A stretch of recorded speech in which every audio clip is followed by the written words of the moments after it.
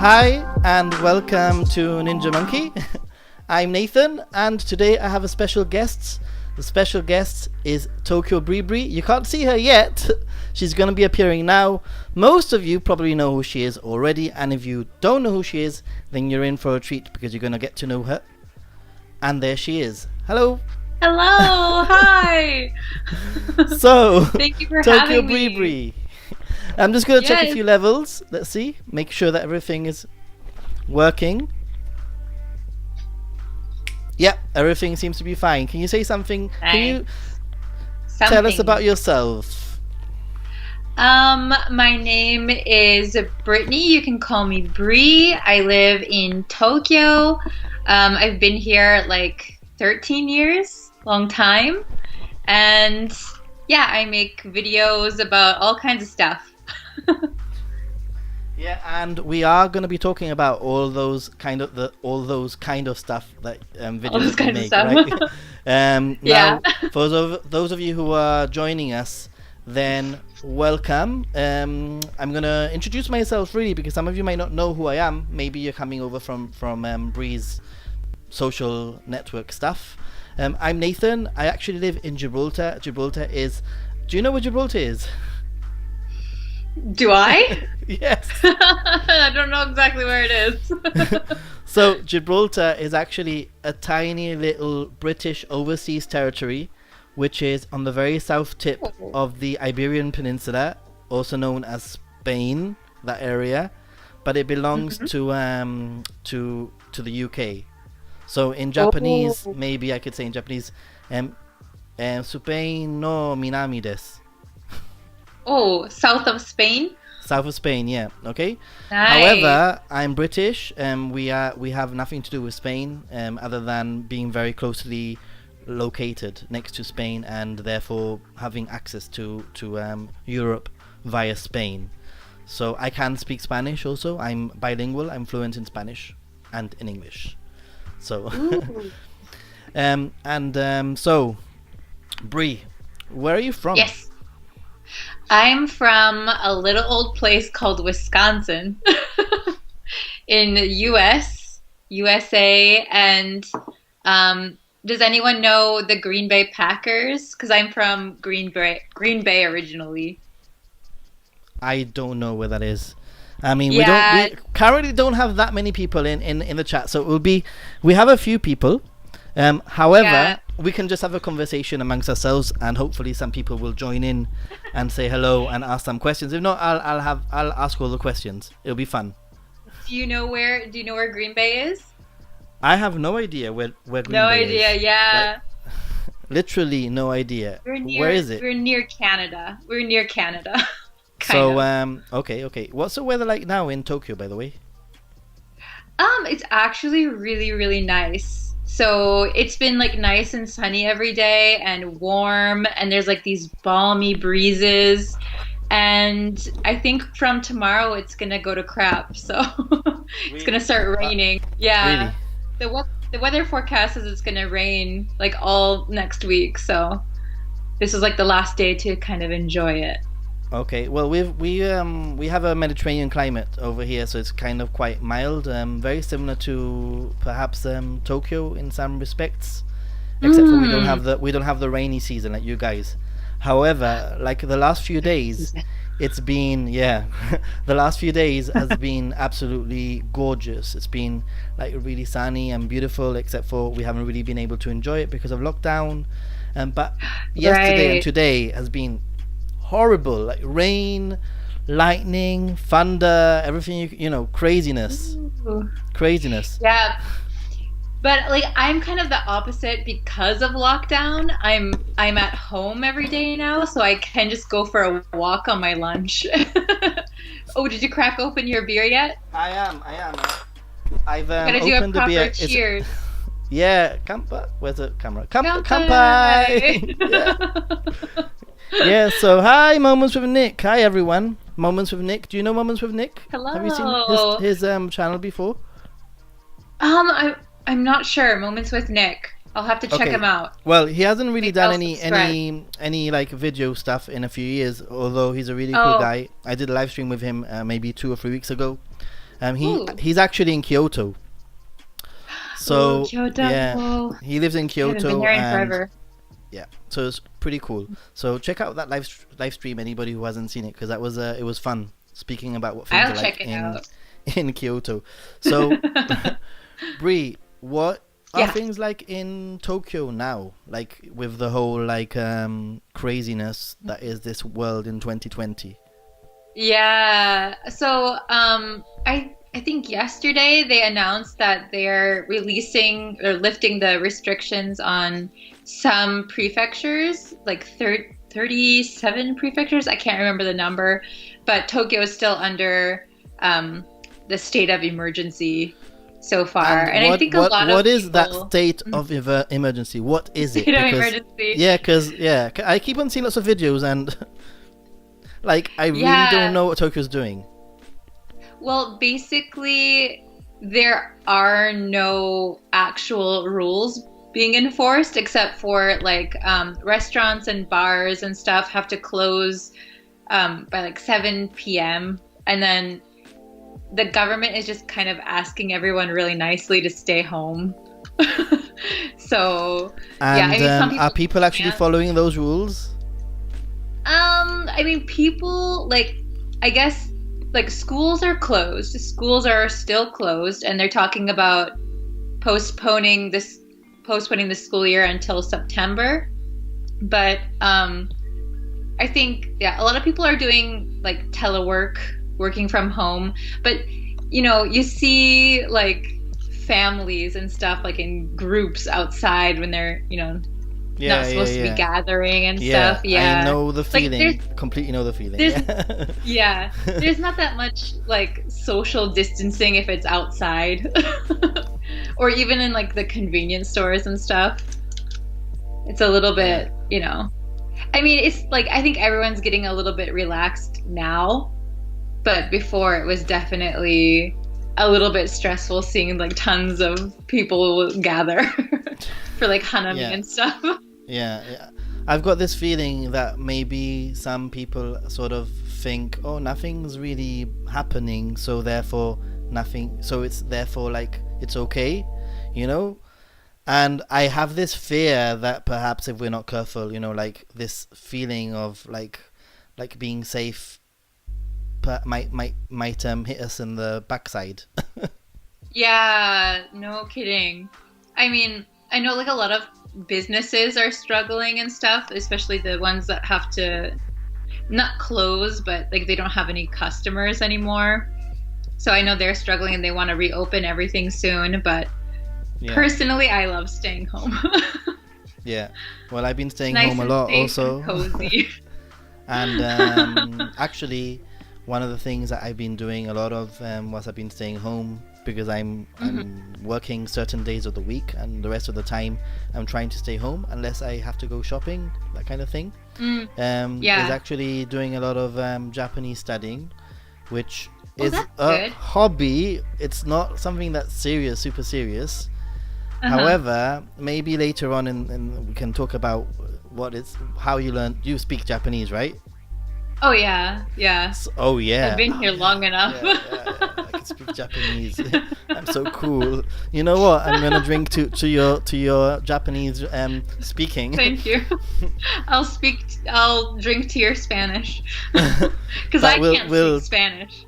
We'll speak about that a little bit later.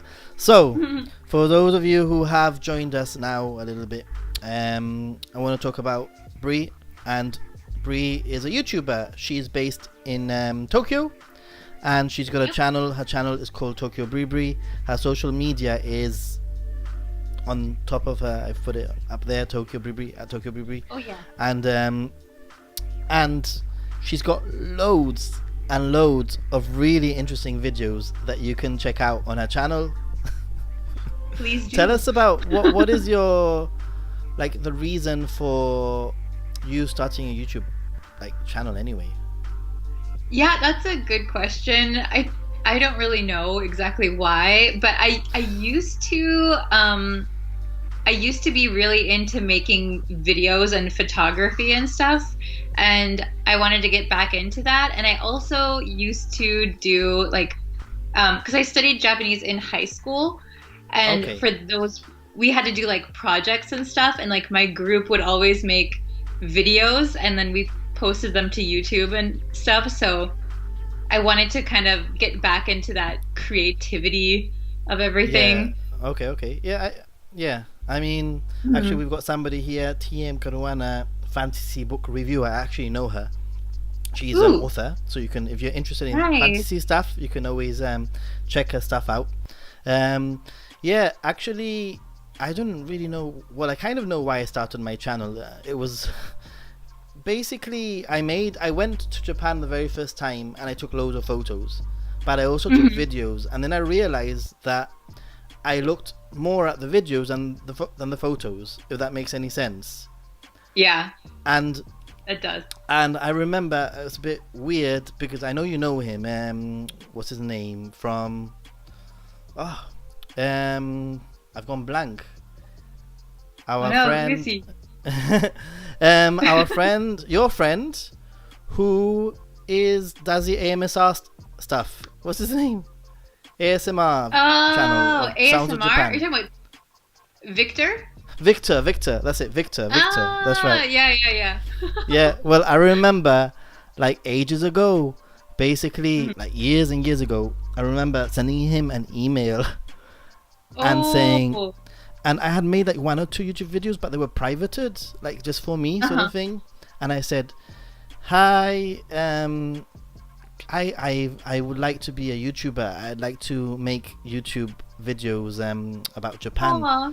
but I'm not based in Japan. Can I be a J vlogger if I'm not based in Japan? I remember that was my email that I sent him, and I never thought he Aw. was gonna reply, and he did. He Uh-huh. replied to my email, and he's like, "Yeah, of course. Like, go and do it. Just go and do it." That was basically Mhm. his thing. So I posted the one of the two videos that I had made.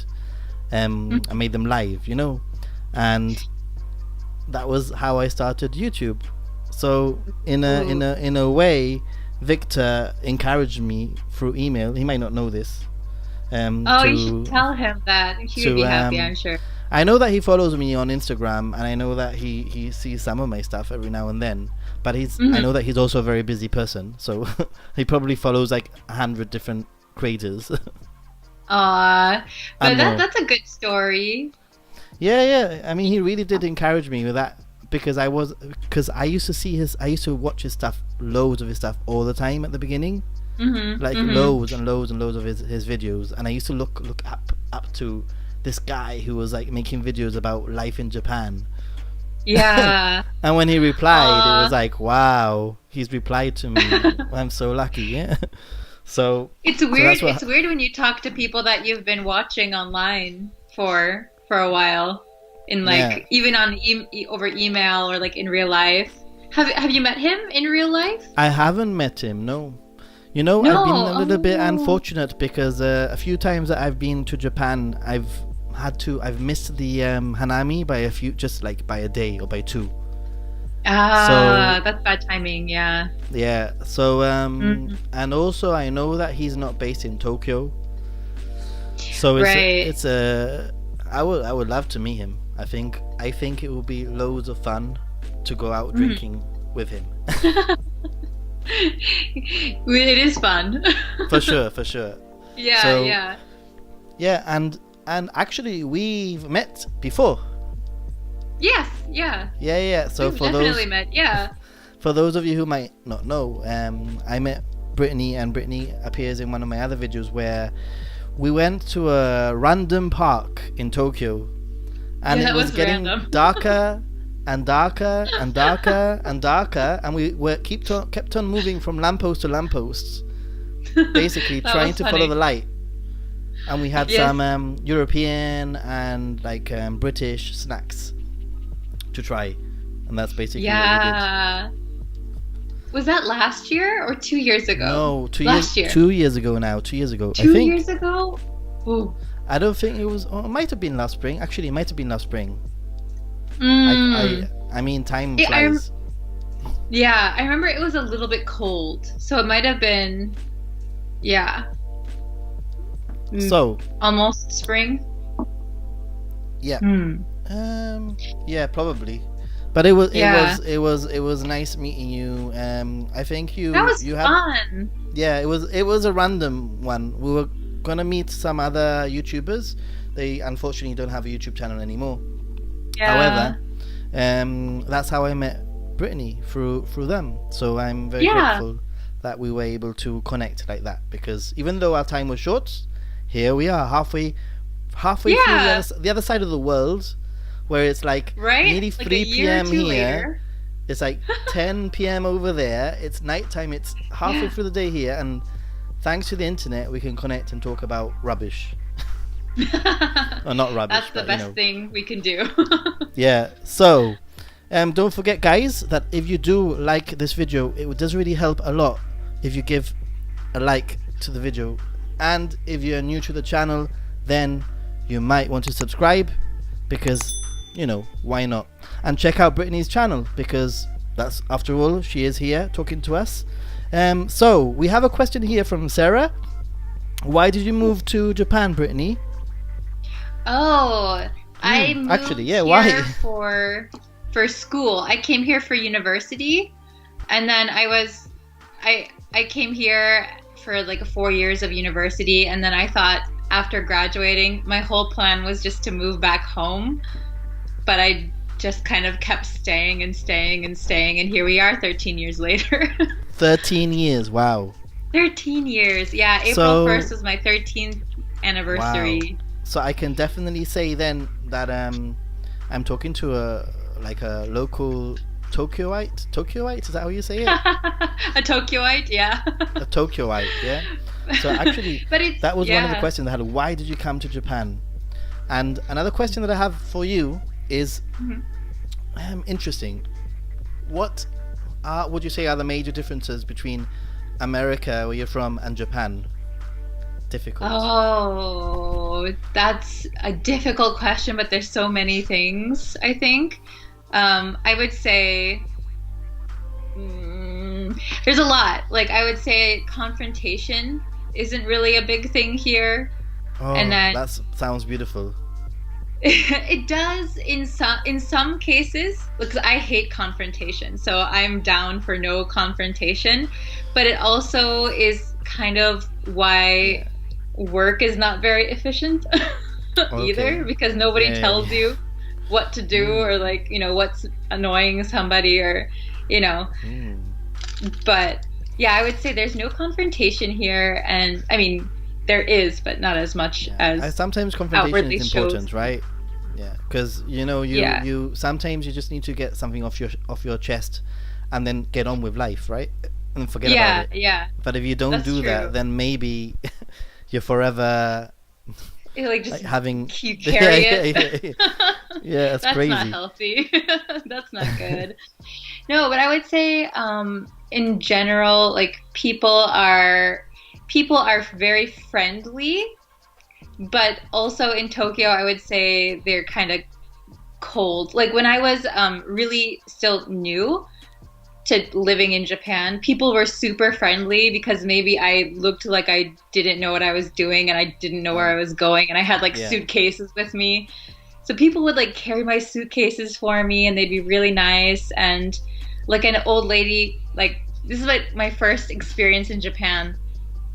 I didn't know any Japanese, and I was trying to find the train to go somewhere, and I like the sign had no English on it. It was only Japanese, and this old lady, she couldn't speak any English, and she kind of just, oh, it's time. Somebody's calling me.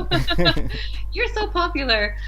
Oh no. But no, she just helped me get on the train, and she rode with me to my station, and she was so nice. But now I think like I'm more used to living in Tokyo, so I can Wait, see. she actually rode to your station?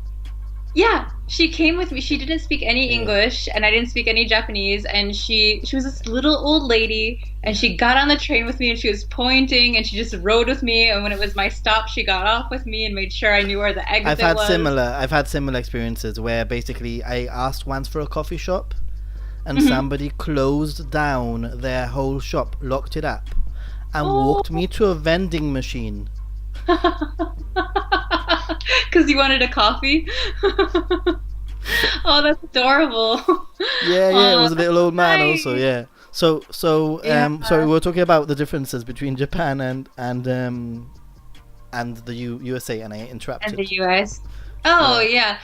But I would say now that I live here Yeah. longer, like I can tell, like, it people are a little bit cold in Tokyo because they're doing like their work grind and stuff, and they're on their daily commute, and they don't really have that much time to even like nobody smiles to each other, like strangers don't smile to each other. So Hmm. yeah, that's different. Like, because I'm from like a small town in Okay. America, so lots of people are like, "Hi, how are you doing?" Even if you don't know Yeah. them. But here, it's kind of like everyone just keeps to themselves, and that's, I think, part of like the non-confrontational. Everyone just keeps to themselves a lot more, which is fine because I love keeping to myself. Like I fit in nicely, I guess.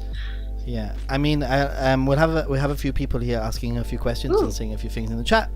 Um, okay. so somebody says, "Wow!" First of all, for reference, Moments with Nick says that the park was uploaded on the 25th of April 2019, so it was last year. Oh, The it was last snacks. year. We Actually, have an yeah, just about a investigator year here. ago, yeah. And then we have also Nice. Sarah asking about what did you study in Japan? Ooh, yeah. I studied international relations for some reason. Okay, international Yeah. relations in Japan. International And then relations. we have Yeah. Meow Meow saying meow. Oh, meow. I love Meow. cats. And we have also Carlos just saying hello, and we have 14 people. So in the chat, Ooh, hello, slowly hello. getting up. So if you have any questions, Yeah. then please let us know. Another thing that I wanted to ask you, which is quite an interesting one, and that is I always ask anybody who sort of lives in Japan this question. Did you have like a Japan honeymoon period, if that makes any sense? And Where is like that everything honeymoon is. period over? Because I feel that lots of people, they go to Japan once and Uh-huh. they're forever talking about how amazing the country is and how everything's perfect and how everything's clean and how, and it is in many aspects. Japan is an incredible country, and it is like my favorite country, I think. Yeah. Uh-huh. However, I know that after traveling so many times to Japan, sometimes things are not as they might seem.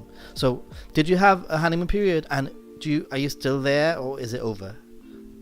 I definitely did have like a honeymoon period, and I think I get that wherever I travel to. Like Yeah. when I traveled to It's true. It's Paris for true. the first time, I was like, oh my God, I could live here. This country is beautiful.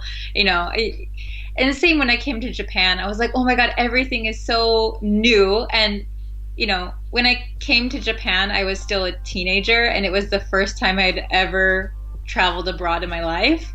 And everything was super new. It was super, like, just exciting. I liked everything, even though it was so crowded and busy around me. I was like, oh, this is so fun, because I came from a little town in Wisconsin, so it's like a big difference. And I was a student, so I had a lot more free time. I could enjoy a lot of things. I think the honeymoon period definitely ended, and once I started working, I saw kind of like a different side to Japan.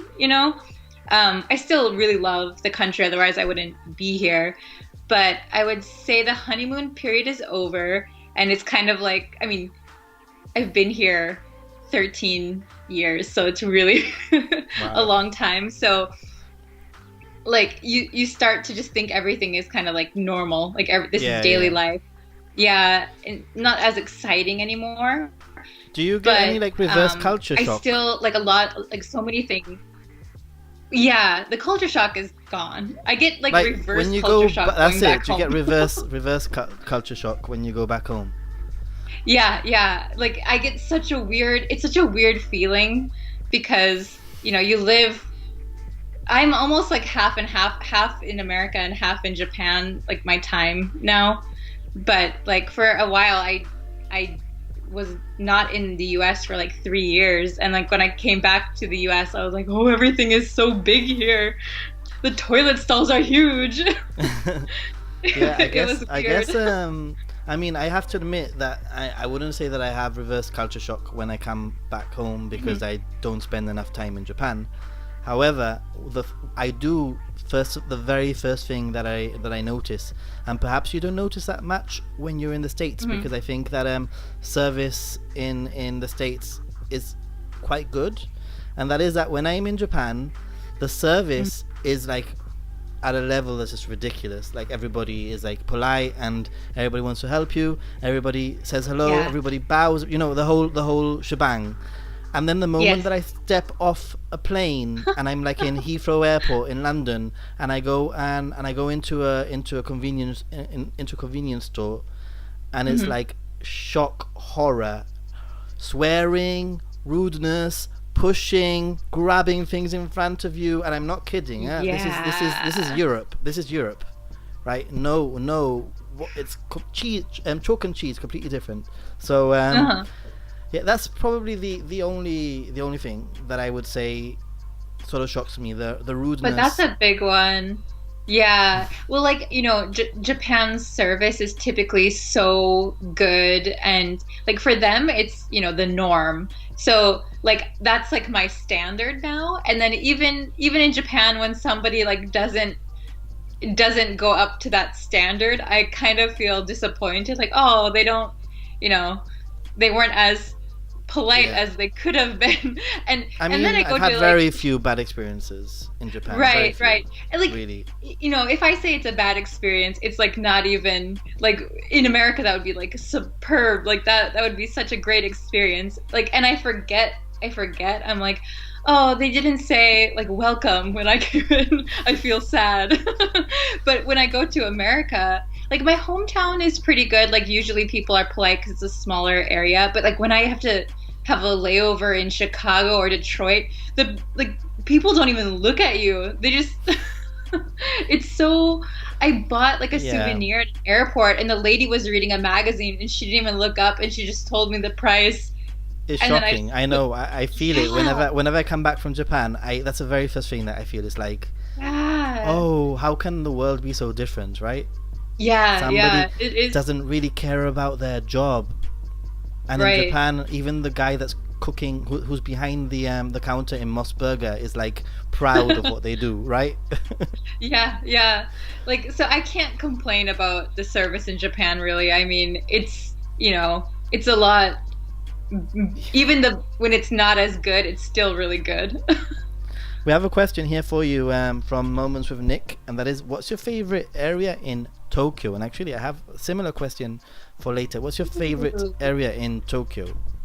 In Tokyo, well, I really like kind of naturey areas. So I really like Yoyogi Park, but it does get a lot of people in it.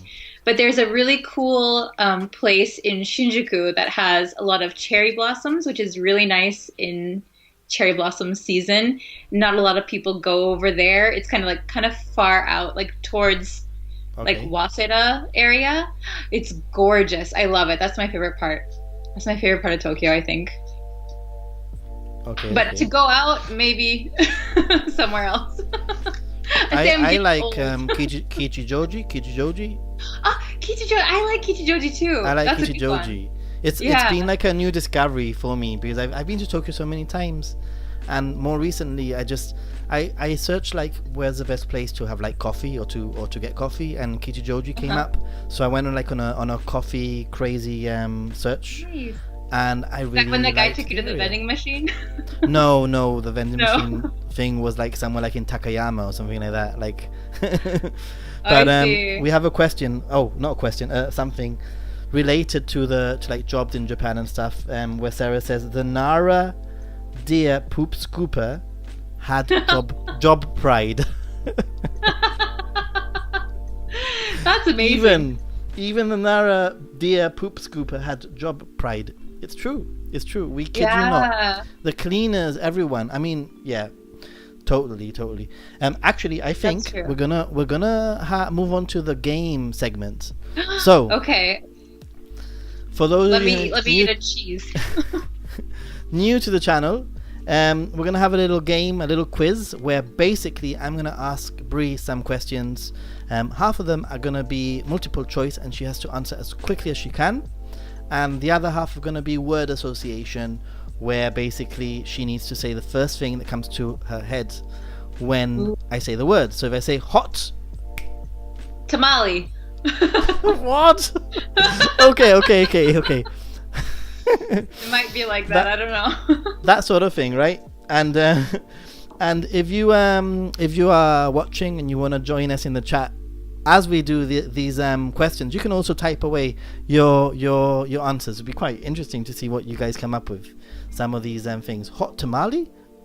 Yeah, hot tamale. What is tamale? A hot tamale. I don't know. Okay. Hot tamale. So I don't know, but interesting. It's so like a candy. It's a candy. Okay. I would have just said like cold, hot, cold. Oh, okay. I don't know, but that works also. So My answers might be strange. Let's get this started then. Okay.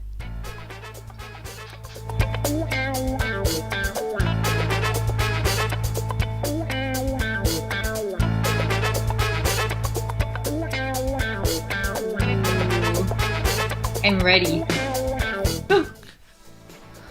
Okay, so welcome to Shooting Ninja Stars, the coolest game on the YouTube. So, for this game, try not to get hit by the shooting ninja stars should be the name of the game, maybe. Yeah, you should have people avoid them. So, for this game, like I mentioned before, half of the questions are going to be quick answered questions where you have multiple choice. The first one that you say, you cannot change your mind, and the second half of the question is of the quiz show is going to be a word association game. So, if you're watching along with us, please start writing some answers, and we'll see what you come up with. And I've got my notepad here. Are you ready, Bree? Are some answers wrong? Do I have to pick the right answer? Or is any answer okay? Any answer. Basically, it's a way for people to get to know you a little bit better. Oh, okay. Okay? Sort of thing. A little bit of fun, I think. Alright, so let's get started. Yes. Akihabara or Asakusa? Asakusa. Coke or Pepsi? Pepsi. Diet. Okay, diet, Pepsi. Summer, winter, autumn or spring in Japan? Spring. Spring, okay. Burger King or McDonald's? Ooh, McDonald's. Pokemon or Mario? Pokemon. Pokemon or Mario. Mac or PC? Mac. Mountains or the seaside? Ooh, that's difficult. Mountains. Chocolate or candy? Chocolate. I love chocolate. Manga or anime? Ooh, manga.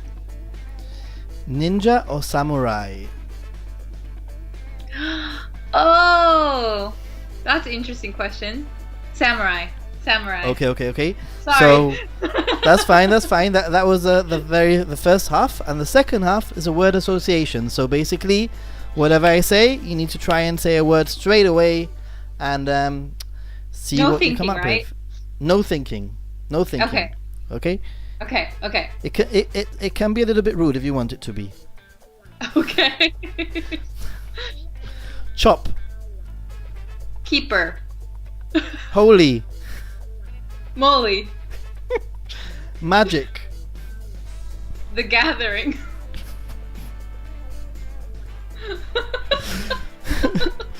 Tokyo. Those 2 words, I'm sorry. Tokyo. TokyoBri. Happy. Elated. Mount. Did you say mount?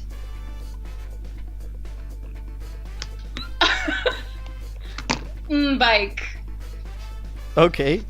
Silly. Silly. Silly, like silly. Silly, like Do you- silly. Yeah. Silly Willy. Okay. Cool, cool. Cool. Yeah. Yeah. Fool. Crazy. Lazy. Super. Mario. Frightening. Me. Book. Book. Comic. Okay, I invented a few at the end because I ran out of words. Okay. But Okay. yeah, I think that was a little bit of fun, and we have a few things here. We have like a That's few pressure. words. Johnson, I don't know what for. Fuji, Mount Fuji, probably. Goose, I don't know what the goose was for. Vanilla, vanilli. I think when you said mount, oh my gosh, mount something, right? Okay. I don't know Or why, whatever. but when you Well, said- really, the when you first said thing that comes mount, to your mind. So the first thing that came to my mind was like get on something, like mount a horse. But I thought I don't know. I didn't even think Still- like a mountain. So I said mountain still funny, bike. still funny. Silly goose, apparently. It's the good, Silly goose, yeah. that's a Silly good one. Billy. I don't know. What would I have? What would I have said? I have no idea. Let's see. We should do a reverse one on you. Reverse one.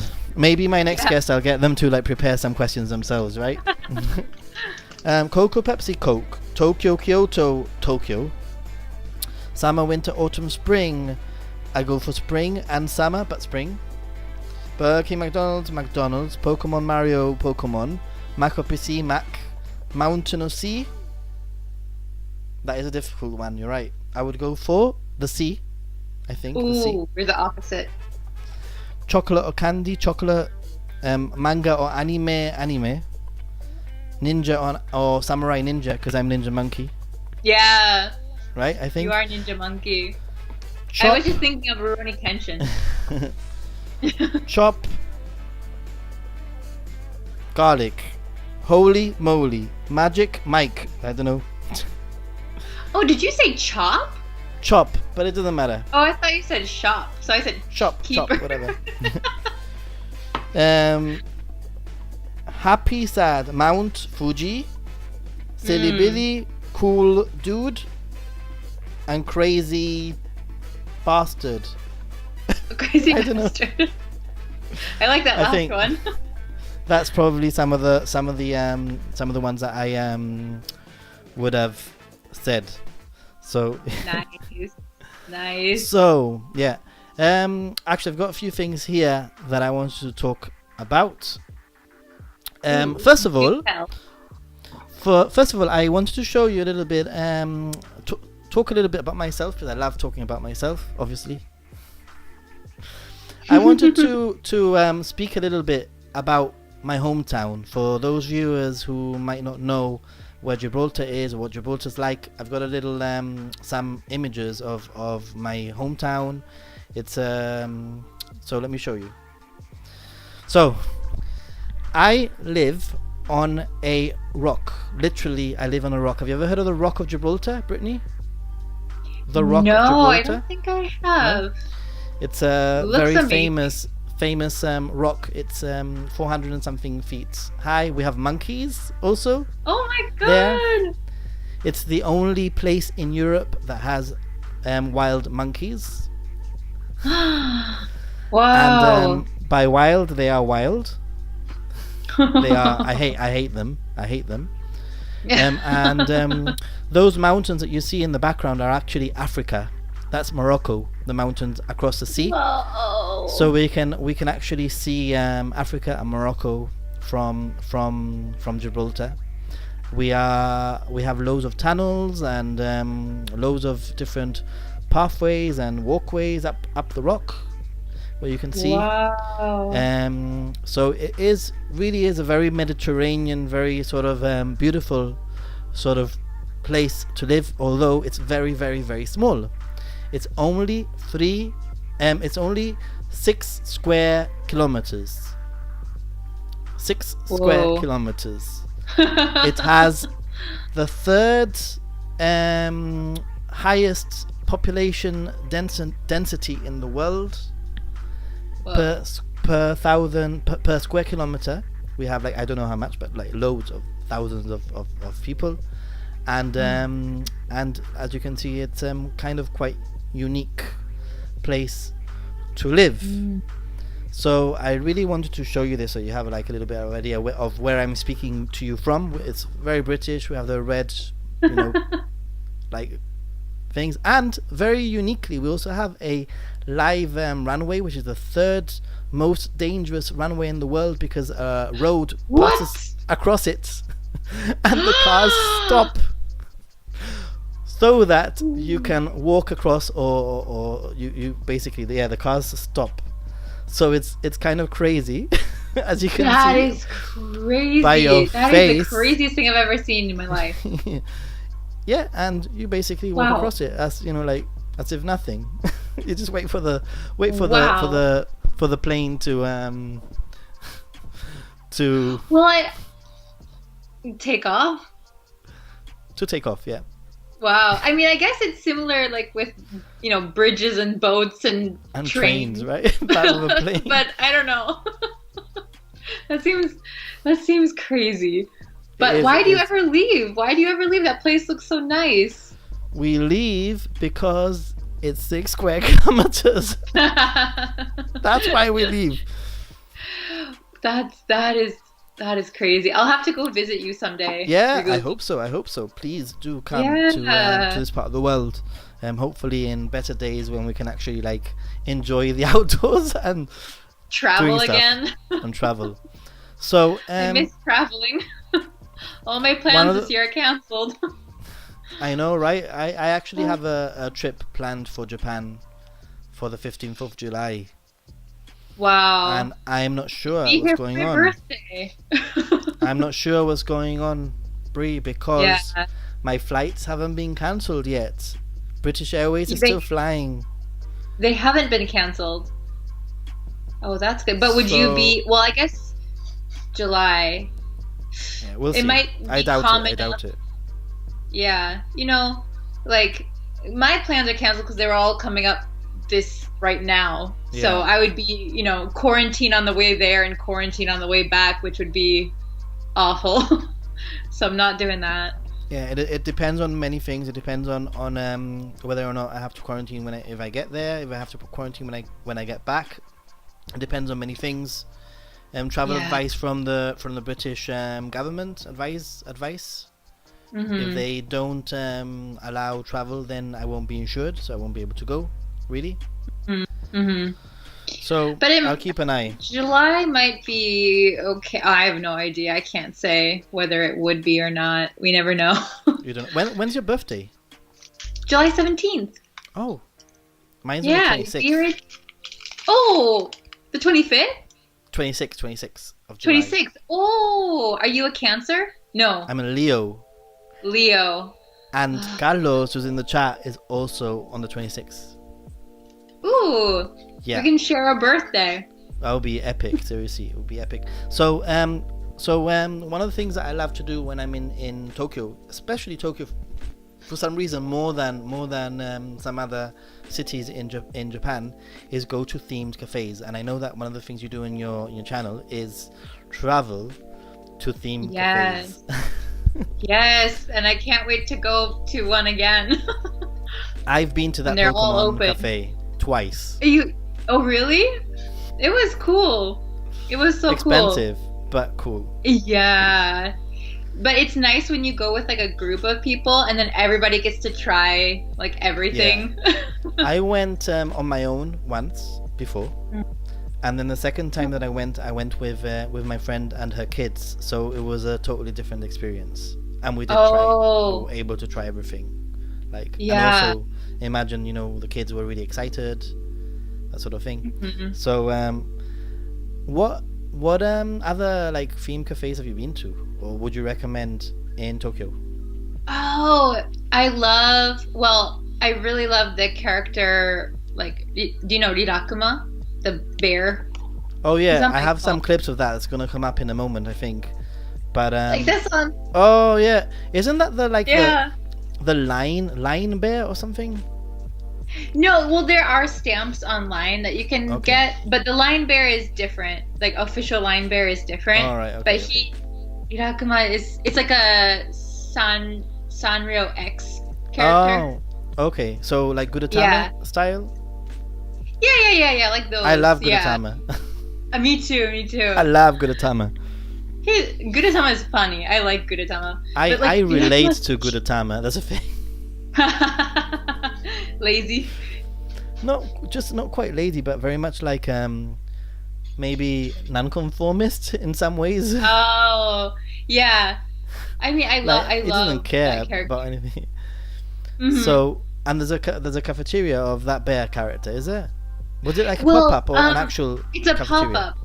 It's a pop-up. So like every year, like in different parts of Japan, there are pop-up cafes. And for Gudetama too, there have been pop-up cafes. So you gotta check like the ones, like the theme cafes that are around all the time are fun. But the really cool ones are like the The pop-up limited ones, right? Yeah, time. Yeah. Oh my god, yeah. Everything it's just for a short time, and then Ooh. the Michael menu says hi different. from Wales, by the way, Bree. Ooh, From hello, Wales. Wales. Hello, Wales. Hi, Mike. I want to go. Nice having you here with us. Yeah, the pop-up, those pop-up ones. How do you like go about even like getting a slot? Because many times you need to like go into lotteries and all sorts of craziness. Yeah, so some of them have different systems. So I know like the really popular ones are like the anime ones that are Okay. those ones are really popular. So it's like definitely by lottery usually.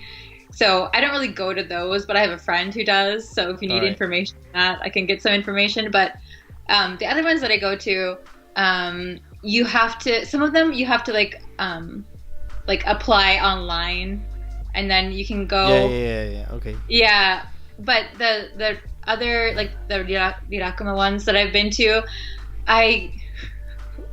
you have to line up in the morning. So I lined up from like 5 a.m. All right. It was very What? fun. Yeah. Wait a minute. I've just heard that. 5 a.m. Yes, 5 a.m. I brought a chair and I just sat. I was the first in line. By yourself? No, my fiance came with me. Okay. Of course, I dragged him. It was in Harajuku, and we went and we sat in like chairs, and we're the first. And at what time did it open? Well, see, like it like they opened at 9 o'clock to count how many people were in line, and they gave us like kind of lottery tickets at that time. Did you get like a free meal for being the first person? That's cafe. Did I get a what? A free meal, like for being the first person in the cafeteria online. Damn it! No, but I love being the first person in line because then you're secure. Like that's crazy. I know. I'll tell you a story. Nothing to do with Japan, but I once did the crazy thing of lining up for an iPhone. Oh, I'm I've never done talking that. about lining up at midnight, or no, at 11 o'clock at night, and then the store didn't open till 9:30 or 10. And guess what? When after lining up so many hours, when I got there, they had run out of iPhones, and I didn't get my freaking iPhone. So you weren't the first in line. Oh no, at all. See, that's why you gotta be the first in line. You gotta go like the people have been day before. camping out for like 2 days and stuff. Yeah. Never again. I mean, it was an experience, but never again. I mean, it would have been a better experience had I got the iPhone. Yeah. Then you can feel like, oh, your hard work paid off. Oh, yeah, I even made a rant video about it. Oh, I should watch that. But I did line up from like 5 p.m. the day before, for buying a tent. I know we had this conversation on Instagram. Yeah, I remember. I have a video that I never posted of me camping out to buy a tent so I could camp. Have you used the tent? Yeah, I use it. Well, yeah, I was gonna use it around this time again this year, but I, Mm. can't really What's so go out. amazing about the tent? Why is it so amazing? First of all, it's called Kamaboko Tent version 2, and it is it's huge, and then it can like open up so you have um like a roof thing that you can sit under, and they could roll up it's amazing. Do you like camping, or do you like camping or I do barbecuing? love camping. I love it. I You would absolutely love love this it. tent. You would I love do, this I tent do. because you have like a whole like living room space that you can sit in, and then the other side is like for sleeping. I love the outdoors. I mean, my favorite part of Japan is Inaka, like totally. Yes, Inaka right? towns Yeah. and stuff like that, and then going. The thing is that I travel a lot around summer, so it's a little bit too hot to do stuff sometimes. Yeah, yeah. However, I do It love is the really outdoors hot. and nature and that sort of thing. We have another question here, or a statement, or somebody said something once. I sat alone in a coffee by the window, and they moved me to another table with no view. Okay, that's very random, Carlos. Oh. I don't think Why they do were they do sitting that? in a coffee though. Why did they do that? With a coffee, probably, no? Why on earth With a did coffee they or move in a you? cafe maybe? Maybe. By the window, they moved me to another table. Actually, you should definitely make a video. I think it would be very interesting if you made a video about camping in Japan. Yeah, I think really it'll be should. Interesting and informative, and I would watch it. Do you have Yeah. many YouTube friends, Bree? Many YouTube friends? Yeah, like other YouTubers that you've met for YouTube, or Yeah, I have a few YouTube friends that like Asagi.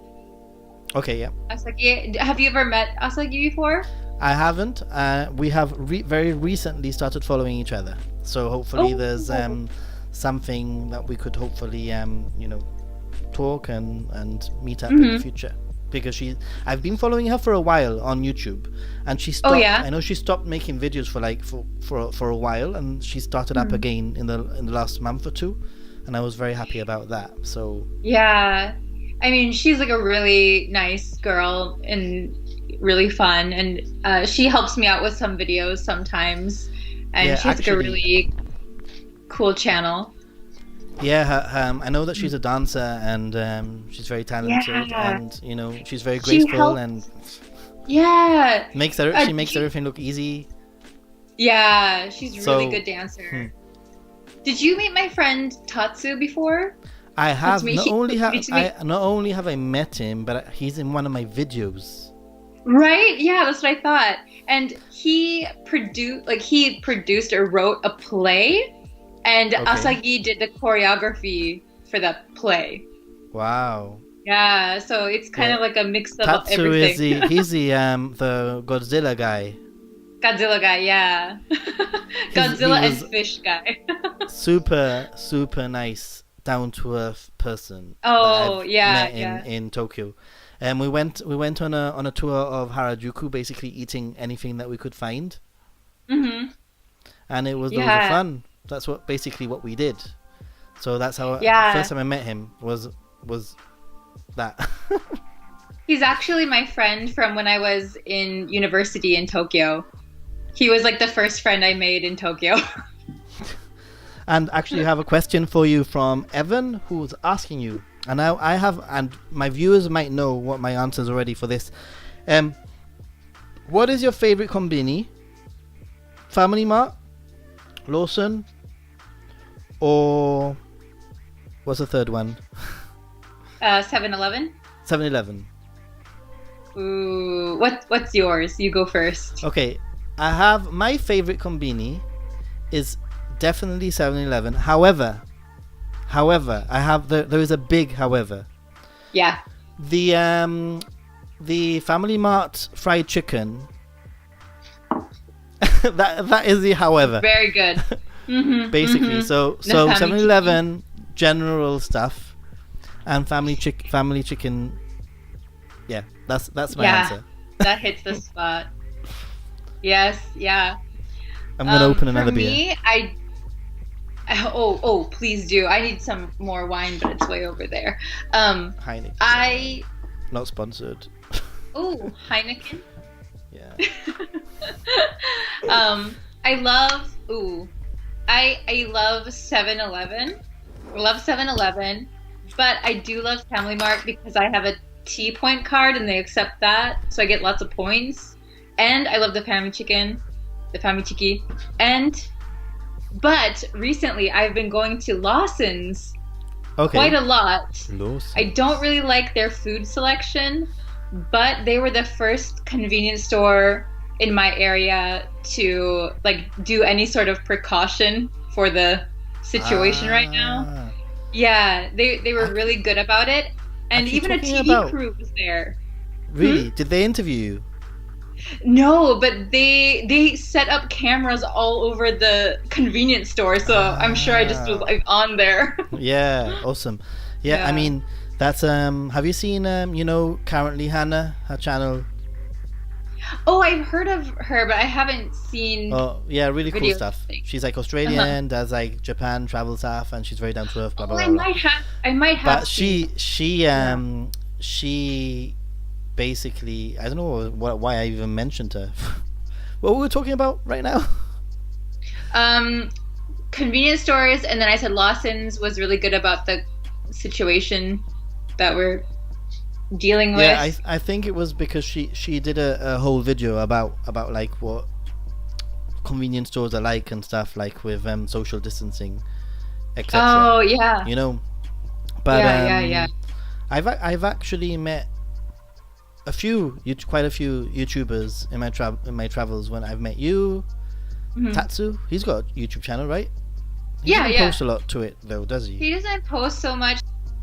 He was posting a lot of Godzilla stuff, and then his passion now is fish. So he posts a lot of fish, and I think his audience wasn't expecting that. What happened there?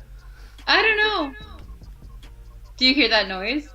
Yeah, I'm just going to change my headphones. I'm just changing my headphones. That's it. Oh. Now it's back to normal. Now it's back, no? Yeah. Okay, so I met him, and then there's another YouTuber called Necojita Blog, which is a Spanish channel, and I recommend checking out this channel with English subtitles on, because they are like incredible. Like the content that they do is just phenomenal. When I met them, they had just below 200,000 subscribers. And now that I don't know, they're like at 2 million or something, or a million and something. Wow. But they're pretty cool. Wow. And then a friend, I would consider him a friend, is Greg from Life Where I'm From. Oh, okay, yeah, I've met him. He probably doesn't remember me. No, I'm sure. I met him. I'm sure he does. Yeah, super nice, super down to earth. Yeah. Do you know is it Internationally Me? Okay, yeah, I know the channel, but I haven't met her. Oh yeah, I met her, and we talk sometimes on Instagram. She's really cool. Yeah. Her channel is really cool. She's doing a lot of cool things in Japan, so if you're interested in that, check her out too. Yeah, for sure. I mean, do you think, what's your end game on YouTube? Like, what's your sort of...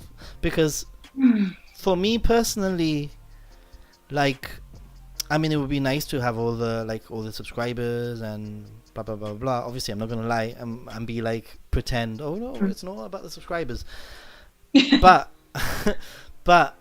at the same time, it's not about the subscribers. Does that make any sense?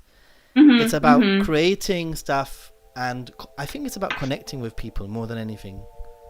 Yeah, I've made so many friends over YouTube, which is really cool, and people I would never have met otherwise, because our paths wouldn't have crossed. So, yeah, I don't know what my end goal is. Like, actually, I'm kind of the opposite, because I'm a pretty shy person, and it's a good way for me to express myself and just be creative and just do stuff and put it online. Exactly right. Yeah. But then Definitely. When something, like, I have a video with over like 1 million views. I know, right? And yeah, that was really stressful. I know. I get comments on that video still to this day, and it stresses me out. I mean, Because like I can't. Yeah, go ahead. Go ahead, because that's really crazy and super interesting. Much more interesting than what I was gonna say. No. I mean, like it's. I think like most people who post their videos want people to see them and want people to enjoy them, but you don't really know, like when a million people watch something and a million people have like opinions and everything, it's kind of a lot. I mean, yeah, I mean, to be honest, my biggest video is like 14,000, which isn't that many really. That's still a lot. But most of my videos don't have that many views. The YouTube algorithm is just crazy, right? Yeah, just randomly picks completely up random, because like there's a video I was telling my friend just like yesterday. There's a video that I made a year ago that had like 40 or 50 views. It didn't do well at all. Basically me going through this little quaint Spanish town with some of my friends. That was basically it. Didn't do well. And then last week, all of a sudden, it's my number one most viewed of the last 2 weeks. So it's really? gained like 800 views in like 2 weeks, like That's a year crazy. later. Yeah. And you're like, why? Yeah, I think a lot of people think that because like that video is big Olvera, by the way, for YouTubers- the viewers. It's Olvera. So if you search for Olvera, that's the video that I'm talking about, just in case you're I'll watch wondering. it. But I don't know why. But it must be crazy, that Logan Paul video that you did actually, which I'm going to put here in the background. I had it prepared. I have to say, Bree, that I really like this style of video a lot. Oh, thank you. I want to do more of However, them. I wanted to ask you about this style of video, because going out into the streets and talking with people must be really stressful. Yes, yeah. It is like my anxiety is through the roof. That's why there's only a handful of these kinds of videos. And like you can see in these videos, like my interviews are always in Shibuya, because that's where like the younger kids hang out, and it's easier to get them to be on camera. But like this video I did over a course of a few days, because I can imagine, right? I couldn't, like, one, technical difficulties, two, like you're standing there and you're asking people, hey, can I interview you? And like they're just like, no, I don't want to be on camera, no. Yeah, and I just don't know, you just like gotta... at least you can speak the language with them, and you can understand what they're saying. In Yeah, Japan. it's helpful, but I mean, it's so like nerve-wracking. But it was worth it, right? And at the end. Yes, yeah, it was. And I actually really enjoy this kind of video, because I like to get people's opinions on maybe a little bit of controversial topics. Because I know like a lot of YouTubers in Japan show like all the fun things you can do, and I like that too, and I show those things too. But sometimes I want to hear like people's like raw opinions on stuff, and just like get their take on things, and see what the Japanese people are thinking. And I really like it. Well, so I'm gonna try.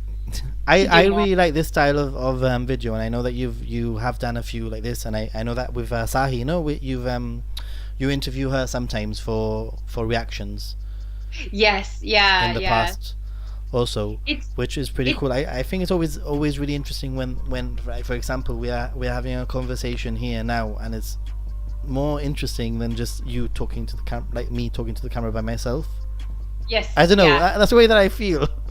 Anyway, you can bounce off each other, and even in this situation when you're talking to Japanese people or talking to visitors, you can sort of like bounce off like the vibe, their opinions. Yeah. Do you get many? Do you get any hate comments on that crazy video? Like the Logan Paul ones. Yeah, I get like, I get hate, but it's more like hate towards, and the Logan Paul fans will comment and be like, I mean, it's actually Does he still have fans? yeah, because like they're not hate comments per se. I would just say like their defense. They obviously sound like young kids that are commenting. Like Logan apologized. He didn't know what he was doing. But those aren't really hate comments towards me. So it's just I kind of found that the internet can be a bit wild. You know, people think they can say whatever they want because they're behind a handle. And even on that one video that I have, which has 14,000 views, there's a crazy like chat sort of feed where I went to a Peruvian restaurant with my friend who's married to a Peruvian person, and they and she was putting things in layman's terms for me, you know, because I'd never eaten Peruvian food in my life. So she was like explaining things in a way that I would understand.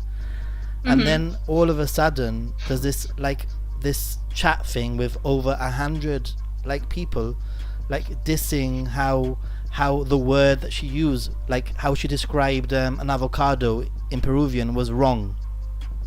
So there's literally a whole discussion about avocados on that video. Yeah, it's crazy. I mean, crazy. Yeah, when videos like get a lot of views, it's so weird how people comment and they think that you're not looking at the comments. They're like, because I made this video and people comment, the reporter here. I'm like, that's me. Aren't you talking to me? It's so weird to go from like, I basically know most of the people that comment on my other videos. And I recently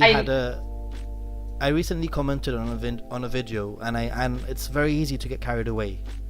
Because I commented on a video something, and then later on the creator wrote back something, and my comment wasn't too hateful. It was just maybe a little bit brutally honest, you know. And the creator wrote back, you know, and then reading my comment back, I was actually like, no, that was wrong, Nathan. You shouldn't have written that because because you know, like I wouldn't have said that up to the face of the person. So I actually apologized to her. Like, I don't know if she read it, but it's very easy to get carried away. That's what I'm saying. Yeah, and especially after a few beers. Sometimes it's hard to understand what people mean through just a comment. There's no, like, you know, you don't know how people are saying it. It's just a flat text on a screen. So exactly, right? Yeah. Do you find it like moving the conversation a little bit? Do you find it easy to make friends, Japanese friends? Because that's a really interesting conversation to have, because I have quite a few Japanese friends. Like, I've made through many years of traveling to Tokyo, and some people think that it's like impossible. I don't know. I made a video about this a few months ago. But yeah, like I don't know why, but I see a lot of like people, YouTubers in Japan, who complain about it a lot, how hard it is to make friends here. But I never thought it was difficult. I've never thought it was like so hard to get to know someone or anything. You just, you know, people, I think if you understand that there's a culture difference and people need to take their own time becoming friends, I think it's not that hard to make friends. I've never had a problem with it, and it's, you know, maybe it's one a of those character things. thing. Maybe just a what? Maybe a character thing, you know, like what are you like? Yeah. I think so. That's compared the to thing that. And what expectations you have for a friendship also. That's the other thing, right? Expectations. Yes. Yeah. Because I don't know what people are expecting. Because for me, if something bad happened to me, I have friends that I can call, and then I have other friends who I probably wouldn't call, but I would still label them friends. Yeah, yeah, You yeah. know what I mean? You know? Yeah, Yeah, I think there's exactly. different kinds of friends and there's different expectations. That's And it, then exactly. yeah, I mean, if I've you want always to put been. everyone in a best friend box, it's probably not Yeah, going to I happen. mean, exactly. And plus, you shouldn't ever. Yeah, I think your best friends need to be very selective, in my Hmm. opinion. Like, I have a few best friends, and that's it. Yeah, yeah. Or else. But I think I've been a little bit lucky that I've been introduced to quite a few people, Hmm. and maybe my character, I'm Mediterranean and like sort of like quite and persistent when Yeah, sending messages and stuff, right? that's true. So That's true. Yeah. so um, but I guess it's not that I give up or anything. It's just that when I meet somebody, I see the potential Oh, in becoming a friend with them. I couldn't hear you for a second. I said that sometimes you see the potential in someone, no, like Yeah. you just vibe with them, you sort of like get along Hmm. with them, It's By the all way, how are you about doing for feeling. time, Bree? Oh yeah, I'm good. Okay, I'm all right. fine for anything. Okay, Yeah. all right. I might need some more wine eventually, but You can drink as much wine as you want. I've got a few more beers in the fridge, so I'm taking it I easy. might I might text my fiance just to bring me some more wine. He's in the other room. Awesome, awesome. Yeah.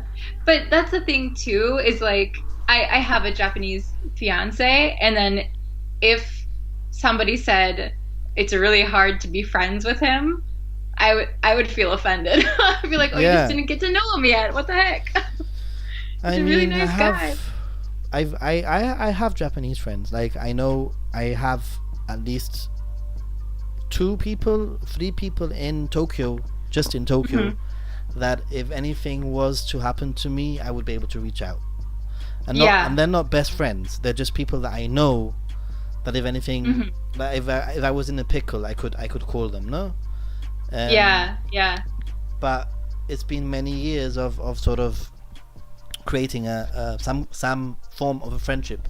I wouldn't say that we're friends in the sense that we would meet up all the time, but I do meet Right. up with them like at least once or twice when I'm in Tokyo. See, I think that's a good friend to have, somebody that you can just meet up with, and it's kind of chill, and there's no expectation that you need to hang out all the time. Actually, Carlos is saying this is for you, Bree. Oh, Carlos is married to a hairdresser, right? And he ooh, says Bree has a very nice hair color. oh, thank you, thank you very much. Can you talk about your experience in hair salons in Japan compared to the United States? I didn't think I That's would be asking that question on my channel, but go ahead. that's a good question. Yeah, I go to a really nice hair salon, Nalu Hair Salon in Omotesando, and they're really, really, really professional and really good. And um, I've been to hair salons in the US, and I don't know, they never, like, every time I got my hair cut in the US, I didn't really like it. It wasn't exactly what I wanted, but I don't like confrontation, so I wouldn't say anything. And I would just, like, for another week after, I would put it up in a ponytail and wait for, like, it to grow in a little bit. Um, and then, like, every time I got my hair dyed in the US too, it would be like one flat color, because like I didn't know what to ask for because I was like a teenager. But I'd Okay, be okay, like, yeah, okay, I want like dark brown hair, and it would just be like, bleh. yeah, yeah, yeah. Well, if you ever come to And then, Gibraltar, I can recommend the best hairdresser, which is Carlos' ooh, wife. I will um, definitely when I go and and visit she's you, excellent I'll with get a with nice head spa. yeah, yeah, yeah. Is would you But say it's more expensive in the States than in Japan? no, I would say it's more expensive in Japan, in my experience. But I'm coming from like little old Wisconsin, so I don't know what it's like in different like big cities. But Yeah. But in Japan, it's really nice. Like they give you a hair treatment, and I get a treatment to take home for like 4 weeks that I can use. And then they always give like a like nice shoulder massage at the end with a nice hot towel. Oh, it's so good. I love it. Yeah, I actually I have a little like salon sort of story to tell, because I actually traveled to Japan with Carlos. Basically, Carlos's wife is my hairdresser. She's been cutting my hair for many, many years, since I was a kid, basically. Ooh, that's why it's so stylish. Actually, yeah, probably. And and actually I went to the wedding, so we're quite close friends. Oh, So when Carlos knew that I was traveling to Japan so much, he's like, I really want to go to Japan. I'm like, okay, but I'm not gonna do all the main parts of Japan. I'll hit some of the main spots for you, like first timer, like Tokyo, Kyoto, but I really want to do Kyushu. So we headed down to Kyushu, and we did a tour of Kyushu, which was amazing. But Carlos was sort of like on an investigative tour of every time he saw a hair salon, he wanted to go in and have a look at it, right, to see what it was like, because awesome. he and his wife own a salon, right? Yeah. So we good. went to Harajuku, and we went to a salon, and somehow he convinced the person to give him just the special head massage treatment without the haircut. Ooh, I guess you could probably order that special, just the massage. And it was amazing. Yeah, they'll super put you to long. sleep. Like, yeah, they don't do that here. Yeah, I don't think they do sometimes that. special treatment. I've never had that in the US either, so I don't know. I went to Taiwan and had an amazing shampoo. That's also on my channel. They shampoo your hair and then make it into different shapes and stuff. What? Have you not seen? I have so many pictures. I was looking for your channel earlier on, and I kept away from the Taiwan ones because we're going to talk about Japan. But talking about travel, and I think that it's a really good point that you've made. What? Cool. Like Mickey Mouse. Yeah. By the way, don't forget to like the video, guys. Please give it a like. It helps. And subscribe to my channel. And after this video, head out to Bree's channel and say hello that you come from this video, right? But what I was gonna say was that Tokyo, Japan is an awesome place for trips around Asia. Yes. Yeah. Very easy. Very convenient. And relatively cheap. Yeah. And Taiwan is up there on my list. Taiwan was really nice. It's a little bit similar to Japan, and like the people are really nice. I had that same kind of feeling when I went to Japan for the first time. The first time I went to Hawaii. What the heck? Hawaii. That's another place. Taiwan. I want to go to Hawaii. The first time I went to Taiwan, it was so nice. Yeah. Did you get your wine? That's what I'm getting right now. He's pouring it. Thank you. Arigatou gozaimasu. Refill. But yeah, it's really cool to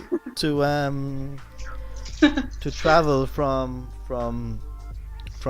Japan to. I've traveled to. I'll tell you the places that I've been to as a result of being in Japan.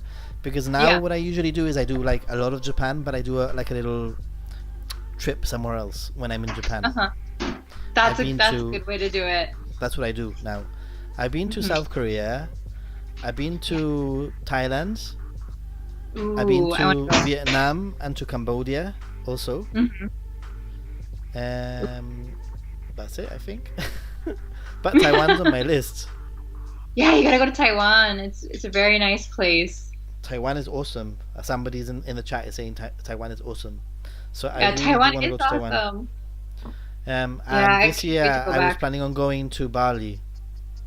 But Bali. Yeah, it was gonna be like 2 weeks in Bali, Bree. That was my plan. How do you travel so frequently? How do you do It's it? a What is your very good secret? question.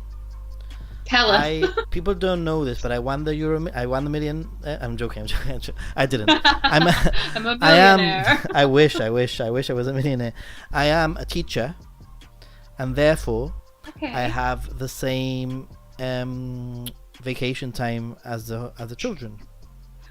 Oh, I see. So you have like breaks? So I usually finish around the 7th or the 8th of July, and go back to work around the 1st of September. Oh, interesting. So it's the same kind of schedule, well, almost the same as in the US then. Summer vacation. Maybe. Yeah, it's quite a long summer vacation. And Yeah. then I have an Easter break also, which would be like 10 days or 11 days in April. And then I have a midterm also, which is in October, which would be like 11 or 12 days in October. Ooh. So I have and then obviously Christmas and New Year's is quite like maybe 2.5 weeks. So Yeah. I do have quite a few like bits where I can travel. So I'm very lucky in that respect. That is nice. And that's what I like to do. I like to travel, and I love Japan, and I found that what works for me very well is getting my Japan fix and traveling somewhere else at the same time from Japan. Yeah, you use like Japan as the home base. Yeah, and definitely. Yeah. Yeah. That's definitely. such a good way to do it. Yeah, And I recommend that's it. why I really love living here too. It's easy to travel. But it must be quite far to the States, right? Quite a long Oh trip. my God, it's so far. How many hours is a flight? I mean, it's quite crazy from here to Japan also. It's very crazy. It's about 15 or 16 hours. Okay. Probably Yeah. the same as here, because I fly to London, which is about 3 hours. And then I usually do like a stopover in London for either a few hours or an overnight stopover. And then I would fly to Tokyo for about 11 and a half or 12 hours. Yeah. They're But so I don't long. mind, but London, I love London. So London is probably my second favorite city in the world after Tokyo. I love Tokyo, but London is a spectacular city. It's awesome. I want to go to London. So I'll have to much go visit you. better than Paris. Sorry, you Parisian lovers. I love Paris. Paris I is very studied beautiful, French. but yeah, you did wow. I studied French for 5 years, and I forgot everything, and I gave it up to study Japanese. So here I Have am. you been anywhere else in Europe, by the way? What was that? Have you been anywhere else in Europe? I've been to Italy. Italy is Oh. wonderful. Love Actually, Italy is I'm talking about cities. I think Tokyo, maybe then London, or maybe New York. I'm not very sure. Maybe tied there, London, New York, second place. However, in terms of countries, Japan would be number one, but Italy would probably be my number two country. Italy is wonderful. I really liked it. The food, OMG. Yeah. I love it, and like the art and everything. I mean, it's just everything about Europe is amazing to me as an American. Well, you should travel to this part of the world. Like this, the south Yeah. of Europe is I would incredibly love beautiful. to go. The people are very much like the Italians, I think. You know, it's a really cool place. But I wanted to ask you something else, and that was, I know that you started a second channel. Oh yeah. And you know what? I actually didn't know that you started a second channel until Oh really? recently. Yeah. So I've subscribed to your second channel now. Oh, thank you. So go and do that, guys. But your second channel is all about learning English. Yeah. My English teacherness comes out. So why a second channel? Why? Well, I just decided because I like making videos, so and like I like teaching. I like teaching English, which is something that I found out after living here. I just started teaching English as kind of like just a way to extend my stay, I guess. And then I really liked it, and I've been doing it on and off, and so this is a way I thought I could continue teaching. Okay. Yeah. I looked at some of your videos. I found them very easy to follow. So Oh, good. anybody who is interested in learning English, definitely check out her channel because it is Thank you. easy to follow. And one of the things that I hate, because I'm trying to learn Japanese and I'm finding it nearly impossible. Like, it's so difficult, especially coming Really? from a place where, yeah, really. Well, I think it's so easy. No, no, no, no, no. I mean, like, because I thought you were pretty good at studying Why? Japanese. No, what gave you that 'Cause you're- impression? I don't know. I thought because you've been coming here and you could say you live in the south of Spain. I can. Well, yeah. Well, the problem that I have, Brittany, is that I can say a lot of single like sentences on their own, but then when it comes to stringing sentences together, it's like no. I hear and you. also, it's difficult. I think I have Asagi's life is here. Oh, Asagi, hello. She's like, oh my god, I'm late. Oh, matter. she's so sweet. Doesn't matter. If you Go go back, subscribe to we Asagi. spoke about you already. We actually spoke about you already. Yeah, we were talking about Asagi before. We were talking about Yeah. how we've recently connected, right, Asahi? Yeah, yeah. And Moments with Nick also knows Asahi, so we know each other. So in an interesting way. So cool. We're all So yeah, connected I find somehow. Japanese very difficult, Brittany. I'm using an app which I do also recommend for those people who want to practice language. It's called Tandem. Have you heard of it? Tandem. I have not heard of Tandem. That's interesting. It's brilliant. It's basically it's like a language learning sort of social exchange network. So you Ooh, say okay. that you want to learn Japanese and that you're fluent in English and Spanish, like I am, and then it will match you with somebody who wants to learn English or Spanish and speaks Japanese. And then you like sort of talk with each other, and then eventually you can video chat. Oh, okay. That's so cool. It's helped me a lot. I think I've only discovered it maybe in the last 2 or 3 weeks, but I've already got like 3 or 4 people that I sort of like chat with like every whatever, every Nice. day, every 2 days or whatever. Well, maybe you should try and talk like with the Asagi.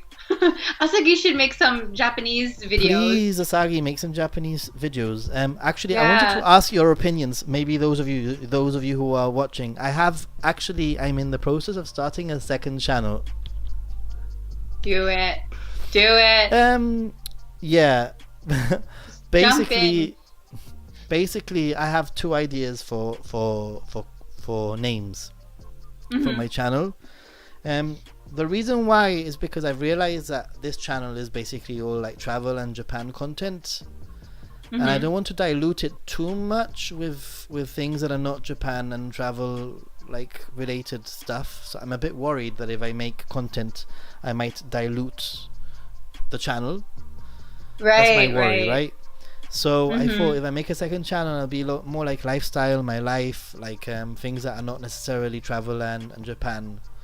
Then I can just put it there. But I'm just really, you know what? I feel a little bit like Gudetama. Gudetama, why? Because it's like seriously, I have to start with 0 subscribers. I know. That was really like what put me off from making a second channel too. And it was like, maybe yours, you could easily get people from your current channel to subscribe to your lifestyle channel because it's still kind of similar. It's still about you, right? So I have But, like, maybe yeah. My channel is completely different. It's like people who are interested in Japan, and then people who want to learn English. It's kind of like the opposite. Yeah.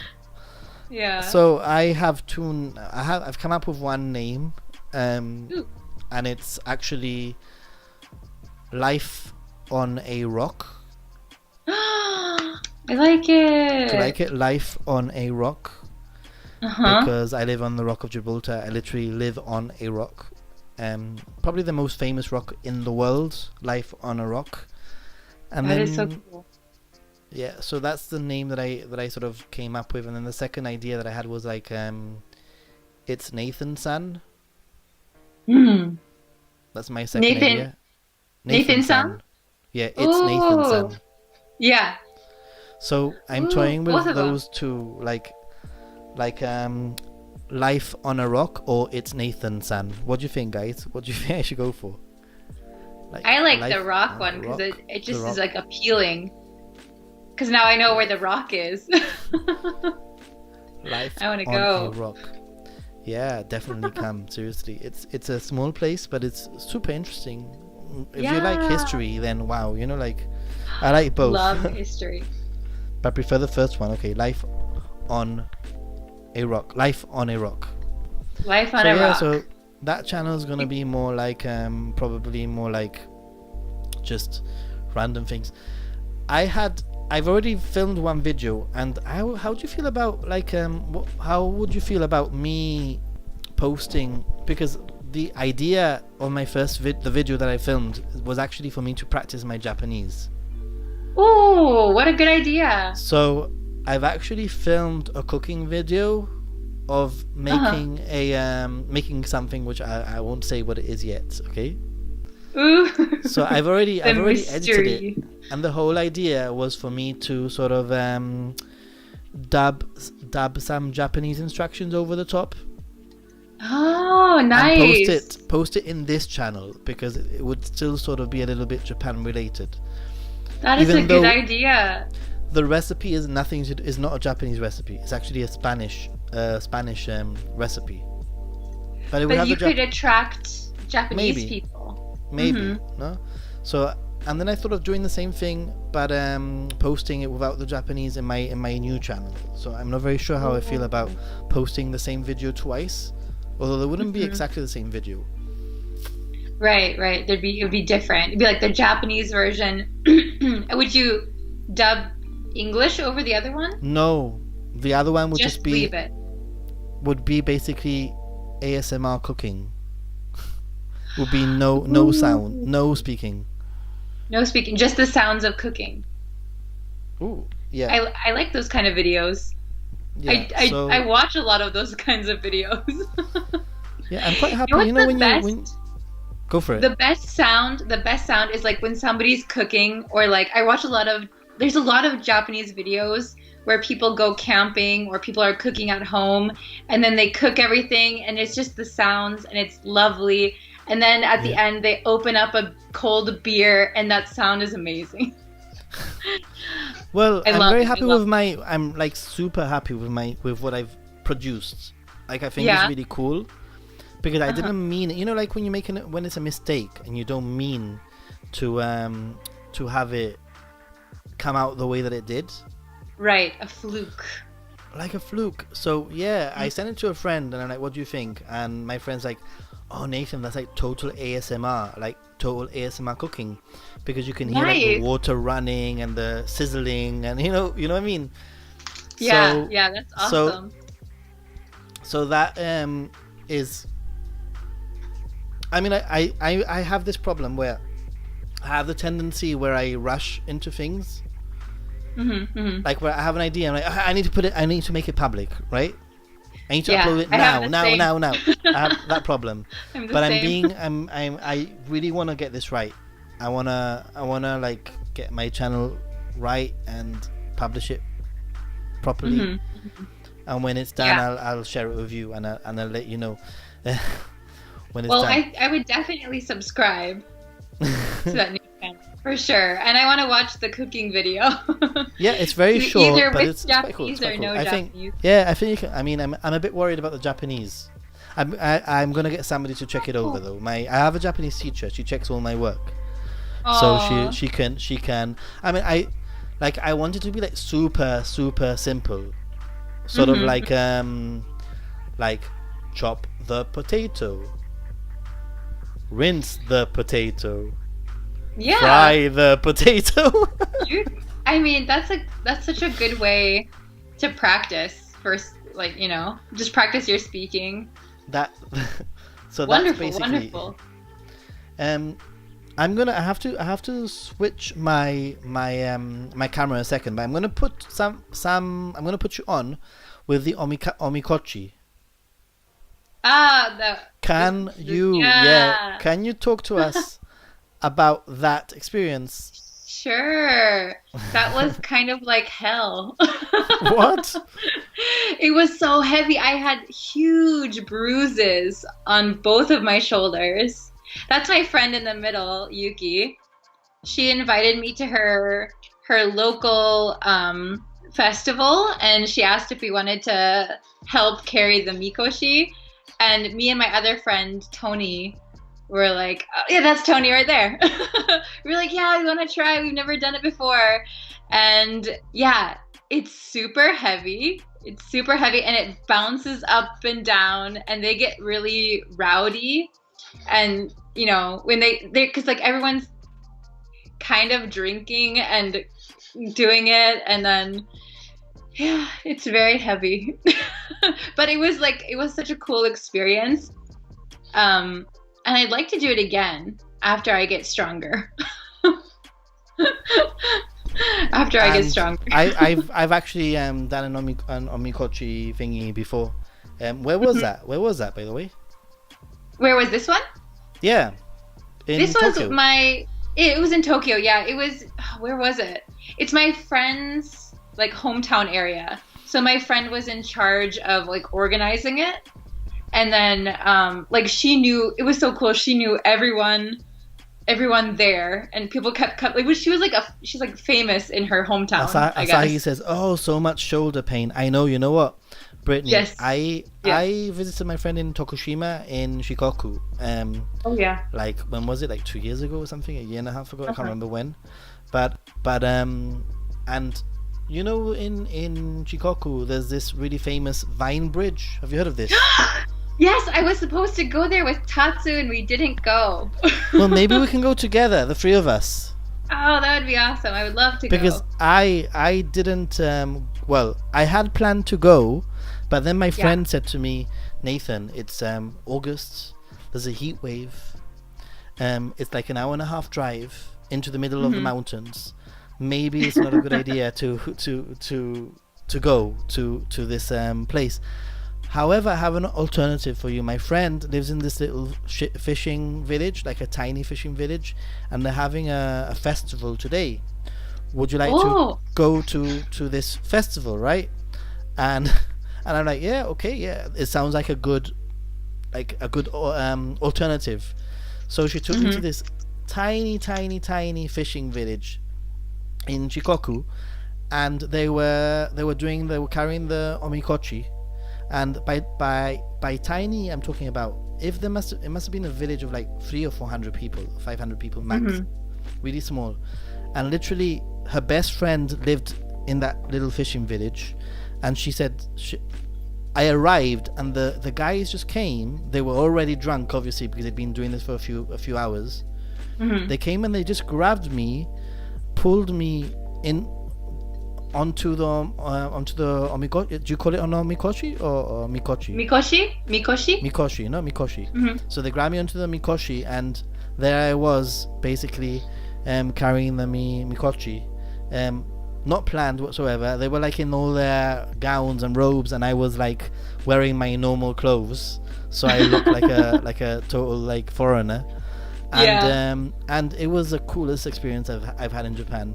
Because it was a fishing village. The children were walking around with buckets of water, throwing cold water over you. So I ended up drenched. And then in your regular clothes. In my regular clothes. And then there was somebody walking around with a bottle of sake, basically forcing me to drink. So I ended up really, really drunk, and I had a blast. And what I was going to say is that my shoulder is still like hurt from that experience. Still now? Because you normally wear like some kind of padding, right? When you wear the mikoshi. some people wore the padding. Like my friend, she wore it, but my friend is also really short, so she like even though she has her arm around it, it didn't even touch her shoulder, so she was fine. But a lot of people have nothing, and it's just like you should put a shoulder pad. I had nothing, and I also had a feeling I couldn't understand what they were saying, but I had this feeling where they were like, "There's a foreigner, let's like get him to carry all the weight," sort of thing. I don't know. Well, I was like in this one that I participated in, I think I was one of the tallest people there. Oh, that must have been horrible. Yeah, I'm 175 centimeters, and so like all of the weight was on me. So you can see me, I'm kind of like bending down because I don't want to put all the weight on my shoulder. I'm like, ah. Yeah. But it is an experience. It's worth. I think the mikoshi that I carried was about the same size as as yours. Did you do any fighting? No. Like when what do you they mean rammed by fighting? So sometimes like different parts of neighborhoods have like different mikoshi and like a different color, and then like they fight and they like run at each other. Really? Yeah. What? That's crazy. Yeah. I know that Nick, who was I did a stream with Nick a few weeks ago, and he sent me some footage where they were running, like literally running with a mikoshi. It was quite crazy. Yeah. It was really crazy. Some areas do that. This one, like people were trying to keep it calm, so it wasn't that crazy. But like some of them, depending on like where you are, like they do like big. Asagi can probably explain it better. Asahi, can you explain it? Asahi's written something, and I understand the I don't know what that kanji is though, unfortunately, and a bit too something des. Mitsu desu. Mitsu desu. It's like it's what like this the 3 C's. Do you know the 3 C's for like the coronavirus thing? No, like staying away from big crowds and what is it? Crowds, something. So the Tokyo governor like says like we have to pay attention to the 3 C's, but here it's called the Mitsu. I don't know. Okay. I can't explain. I've had too much wine. What do you drink? White? You drink white wine, right? White wine. I'm drinking white wine today. I decided to be classy. Yeah. I do you prefer beer or wine, by the way? Ooh, I love beer. Oh, you can see my bruise here. Yeah. Oh my God. Nasty. Yeah. Nasty. Yeah. But yeah. I love beer. I love beer, but it has a lot of carbs. And I'm trying to slim down a little bit and watch my carbs because I'm just staying in the house all the time and eating a bunch of pasta and ramen and rice and. I like beer, but I like wine. I like red wine. Ooh, I love red wine too, but red wine gets me like drunk faster. Okay. Yeah. Does that happen? Do you ever feel like that? No. Certain. I think like maybe gin has that effect on me. Oh, yeah. Gin gives me a splitting headache. Is there anything you can't drink? Oh, definitely. Oh. Definitely. I really can't stand tequila. Like, really, I can't even smell it. Yeah. That comes from a very bad experience that I had, like in my earlier years. Formative alcohol drinking years. Yeah, same. So that's tequila, and then I'm not a big fan of whiskey, to be honest.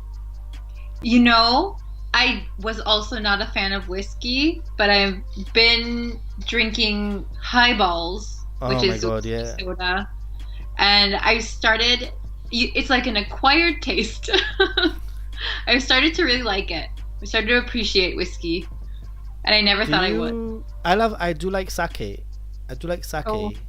One of my friends in Tokyo, she took me to a really cool sake bar, where I was able to try like some really cool sakes. Nice. And it was like one of these places that is like unmarked, that you can only go like through association sort of thing. Like you'd never. It's like it's not advertised. It's only like by word of mouth, and you can only go if you can only go if you're invited. I see. It's like a classy hidden gem. Incredible. It was incredible. It was. That's nice.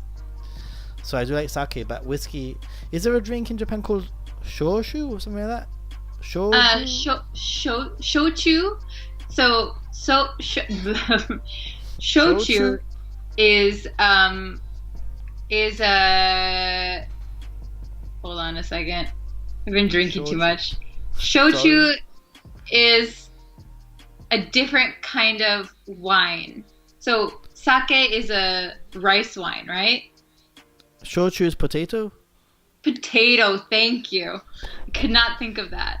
Yeah, I can't stand it because it's too much like tequila. Yeah, I don't like it either. Yeah. And then soju soju is Korean one.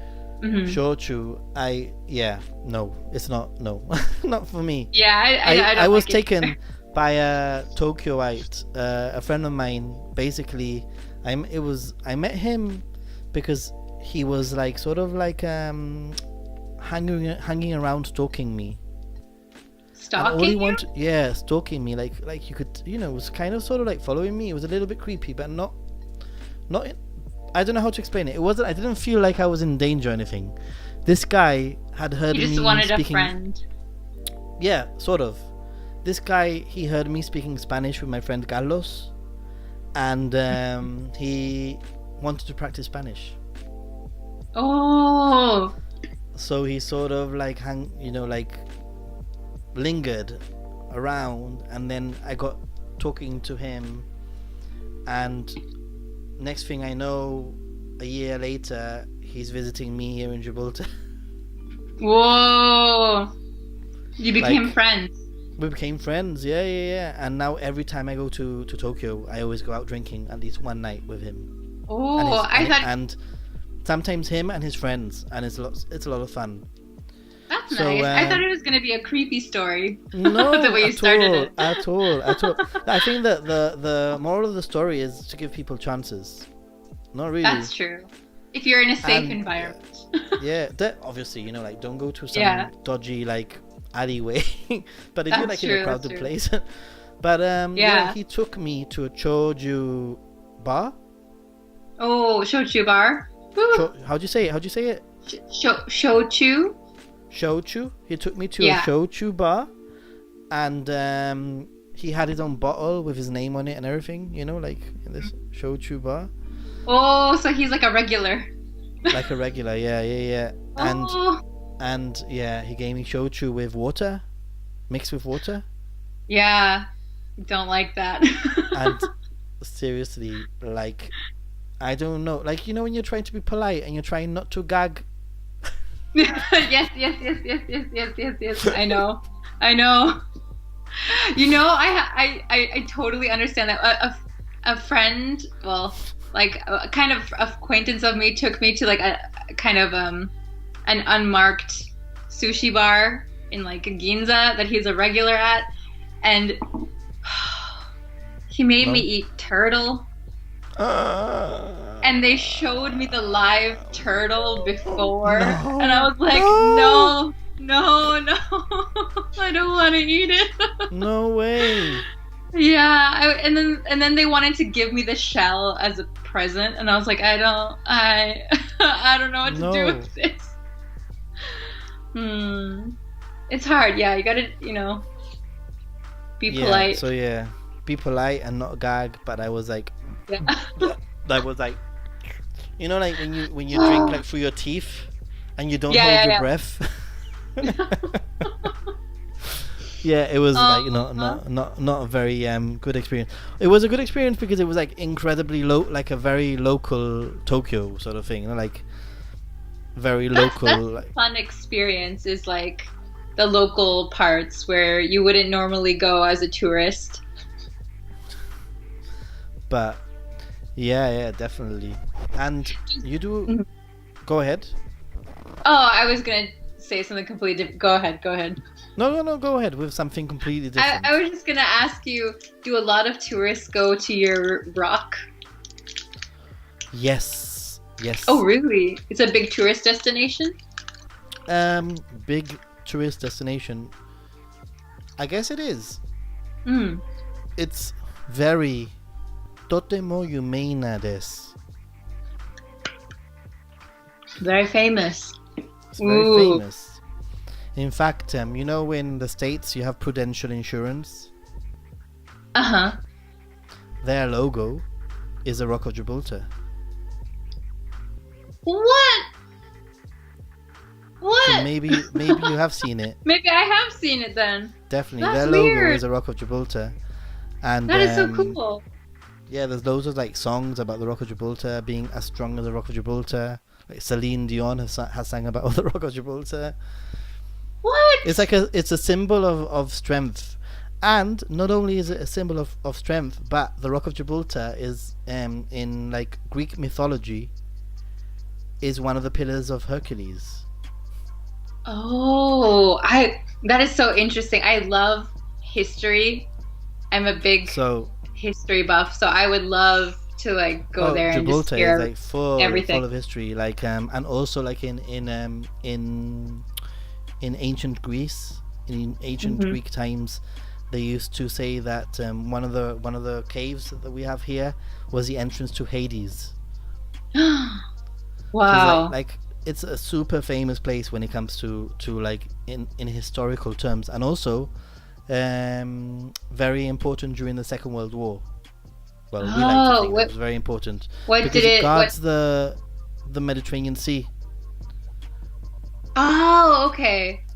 And we have lots of like sort of like tunnels, and there were lots of cannons and guns inside of the cannons, inside of the tunnels. Sorry, pointing out, so they were protected, right? Wow, that is cool. Yeah, and James Bond was I think if maybe somebody can like totally roast me and say that I'm wrong, but I wouldn't know. James Bond, the guy that wrote James Bond, James Bond, James Bond, he was heavily influenced by coming to Gibraltar. In fact, he might have even written the character might have been written here on the Rock of Gibraltar. Wow. It's a really unique, interesting place. You should make like a whole channel dedicated to that too. Yeah, well, a lot of people have asked me like you should make Gibraltar content, but the problem with Gibraltar content is that it's a very small place. Is it limited? 35,000 people. I see. Everybody knows everyone, and you got to be careful, right? Yeah, that is true. I mean, you might like if it's very small area, then maybe you'd be limited to what kind of videos you can make. Maybe, but it's not like I mean, I love where I live, but it's I wouldn't say it's a passion that I want to make videos about where I live. Does that make any sense? You know, that's the thing, right? Because you live there. It's not really a passion. I mean, I don't mind like having a second channel about my daily life or like lifestyle and featuring things that happen here. But I just don't really fancy like making a whole channel about Gibraltar. Yeah, I can understand that. Would you make a channel about your hometown? No. Exactly. Hell no. Even though, you know, I love my hometown, I would not make a channel about it. What's would you say it's what's the question that we haven't really answered, which is the meaning of life? The meaning of life. What is the meaning of life? No, the question that we haven't really answered is what is it like? What I labeled it like the title of this video is what is Tokyo lifestyle? Oh, Tokyo lifestyle. But I can tell you what like Mediterranean lifestyle is. You know, like What is the Mediterranean lifestyle, Mediterranean lifestyle? I would say, is putting being social above work, and it's more important Oh. to enjoy yourself and have fun, and meet up with people, and make good connections, and eat and drink, and eat quite late. We usually eat maybe 9 p.m., 9:30, 10:30 p.m. in the summer. Yeah. Mm-hmm. That's our lifestyle. Probably prioritizes like our personal life over work. That's the opposite here. That's what I People, thought. yeah. I guess like the Tokyo lifestyle is more for the typical person. I would say work comes first, a lot of commuting, and then getting home and maybe having dinner alone would be the typical one.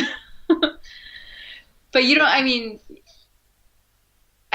that's kind of my lifestyle, but not really. But you know, I think like here, people prioritize work, but they still go out. They do like, you know, nomikais, drinking parties all the time. Okay. Yeah. But that's work related, right? What was that? That isn't that like work related? Yeah, a lot of times it's work related, like going out with your colleagues and your boss and stuff. And when I worked for a Japanese company, I had to do that. And it wasn't like, in my experience, it wasn't that bad. But I also had that kind of really strong American mentality, and I was like, well, if I don't want to go, I'm just going to say I'm not going. Okay. Which is what you're not really supposed to do, I guess. Yeah. But you get away with it because you're not Japanese. Yeah. I mean, I guess there was some understanding, but I had a really strict boss, and I remember we went out for like a coworker's birthday or something, I think it was a coworker's birthday, and me and my friend, who were both the only foreigners with a team of like Japanese people, we got to the restaurant first, so we sat in like the booth side.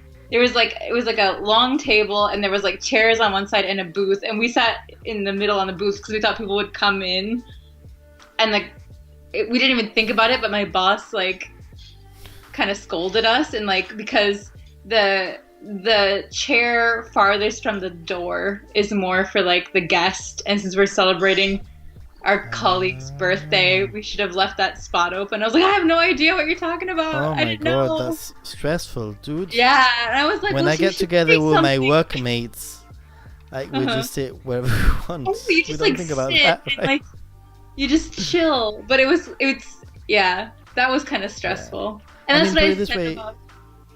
Huh? In here, like an example, Brittany, of what lifestyle before the coronavirus anyway was like. Here we have summer hours, where basically summer hours. Okay. Where basically a lot of businesses close by 1:30 p.m. so that people can go to the beach. What? That is something that happens here, like across. That is nice. 70% of businesses, I would say.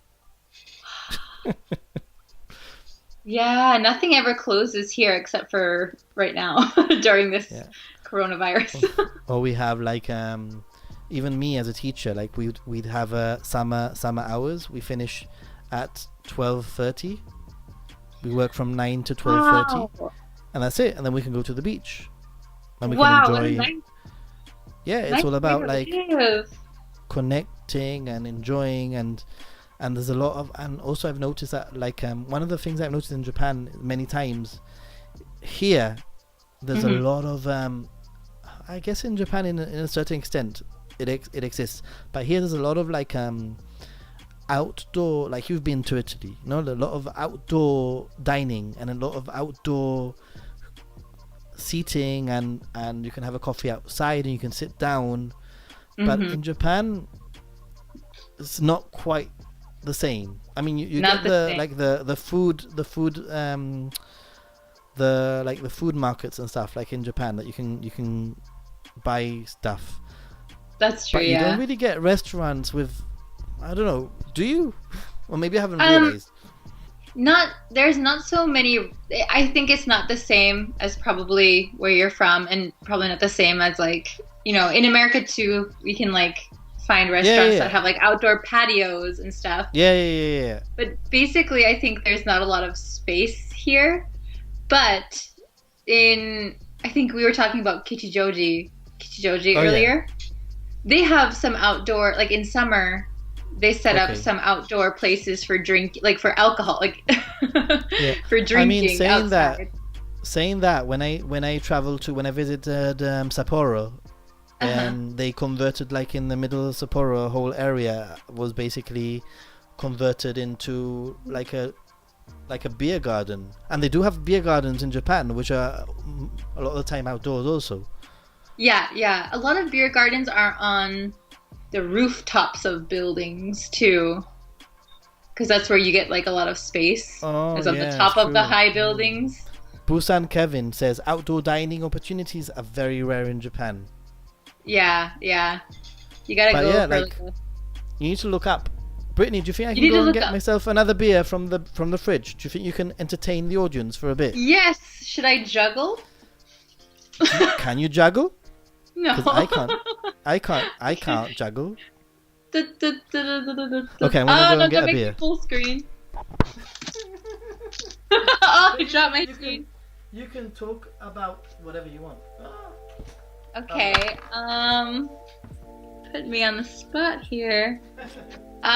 So what's everybody doing during this quarantine time? I've been learning how to cook, because I'm not a good cook, and I've learned how to make really simple things. Really, really simple things. Ooh, what are those? Wow. What are those? I keep on forgetting I need a microphone. I need to get like a microphone stand, I think. I don't even have. Okay, let me introduce you to some of the things that I've got here. I've got Heineken, just because the first beer that I had was much better. I am. It's only 4:30 in the afternoon, and then this evening, I think like at 7 or something, I have a Zoom meetup drinking with my friends. Oh my god, you're gonna be okay? Yeah. I'll be fine. Double drinking.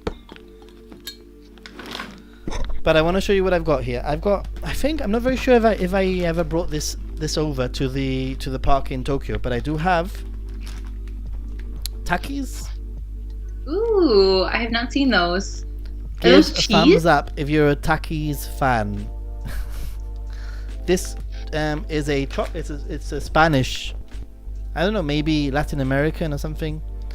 It says sabor queso TNT. In other words, TNT cheese flavor. So like super hot cheese flavor. Ooh, that sounds good. It like the most flavorful. You call them chips? We call them crisps. I call them chips. Crisps, chips. The most flavorful chips ever. Look. Ah, I dropped my peanut.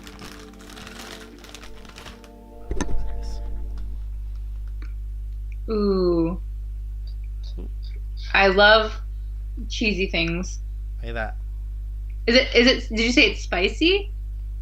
Not really. Hmm. A little bit of ASMR. Go for it. Oishi. Yeah. It says, beer gardens are normally on the roofs of department stores. Beer garden season will be impacted by the coronavirus. No. Oh yeah. And then there's something else that I've also brought. Have you ever had these before? Oh, dairy milk buttons? Giant buttons? No, I can't say that I've had that before. Did we eat that together? I don't think so. Thumbs up. I don't know, but I'm gonna open this also because this is one of my favorite chocolate. We had Kinder eggs together. Illegal in the States. Yeah, illegal. I illegally ate one. So, they're like basically, my microphone's down here. They're basically like these chocolate buttons. Ooh. But the Cadbury's, and Cadbury's is like the bomb. I know what a Cadbury is. I know Cadbury eggs. Mmm. Divine. Divine. I dropped my nut. You know what we should do, Brittany? We should get, like, I did a live stream with 3 people. I'm gonna have more than one person. Yeah. That's fun. So if you can think of anyone, then we'll do like a random live stream. Yeah, like we could 3 of us. Like Asagi or Tatsu Asagi. or who else? Do you know Simon from 3 Old Guys? No, should I know Simon No? from 3 Old Guys? I don't know, but he does a lot. He does a lot of live streams. He was the first person. No, he was the second person who did a live stream with me, I think. Okay. He invited me on his live stream. You know Tokyo Drew? You know Tokyo Drew? Yeah, I love Tokyo Drew. He's a good guy. Really good guy, yeah. But he does a lot of his own live streaming himself. Yeah. Like twice a day. He's really on it. I With can't live keep streaming, up sometimes. Totally. I try to and watch the problem as that I many have is people the as I timing. can. 7 hours difference is crazy. Because he does a lot of live streams when it's like 3, 4 in the morning, my time. Oh man, that you can't catch that then. I usually when I wake up in the morning, I sort of like put it on in the background whilst I'm making my breakfast, so I can, like a podcast, listen to him because he's got a nice voice. I do that with a lot of people. I put like I have a TV back here, and then my kitchen's over that way, and then I put like a playlist of everybody on my TV, and I just like let it play, and it's like nice just to listen to stuff when you're cooking. Or Simon is prolific, according to Busan Kevin. Yes. See? Asahi's life. Sigh. I miss beer gardens with friends so much. Yeah, me too. Oh, we should all go to a beer garden, everyone. If I make it if I do make it to Japan this year, I would probably cancel I'm supposed to be doing Japan, Singapore, and Bali, but I would probably cancel my Singapore Bali side of things and just stay in. It's a 5-week trip. So I would basically just stay 5 weeks in Japan. If I do travel, it would just be to one place. I wouldn't want to be like traveling to too many countries. But it's so hard. Asahi, how do you feel about doing a 3-way sort of? That sounds bad. A three-way chat. 3-way live stream sometime. That'd be fun. Yeah, I mean, I'm doing a lot of like online drinking parties too with friends because we can't meet. Everyone is, Zoom. Yeah. House party. Have you used House Party tomorrow. What was that? Have you used House Party? Mama's Nick is laughing. You don't know what House Party is? House Party is basically, it's a little bit like Zoom, except for it's quite cool. It's very big in Europe. It's quite cool because when you put on the app, a notification is sent to all your friends who have the app installed saying like Nathan's in the house. Oh, that is so cool. Right? Nathan's and then in the house. They join your house party.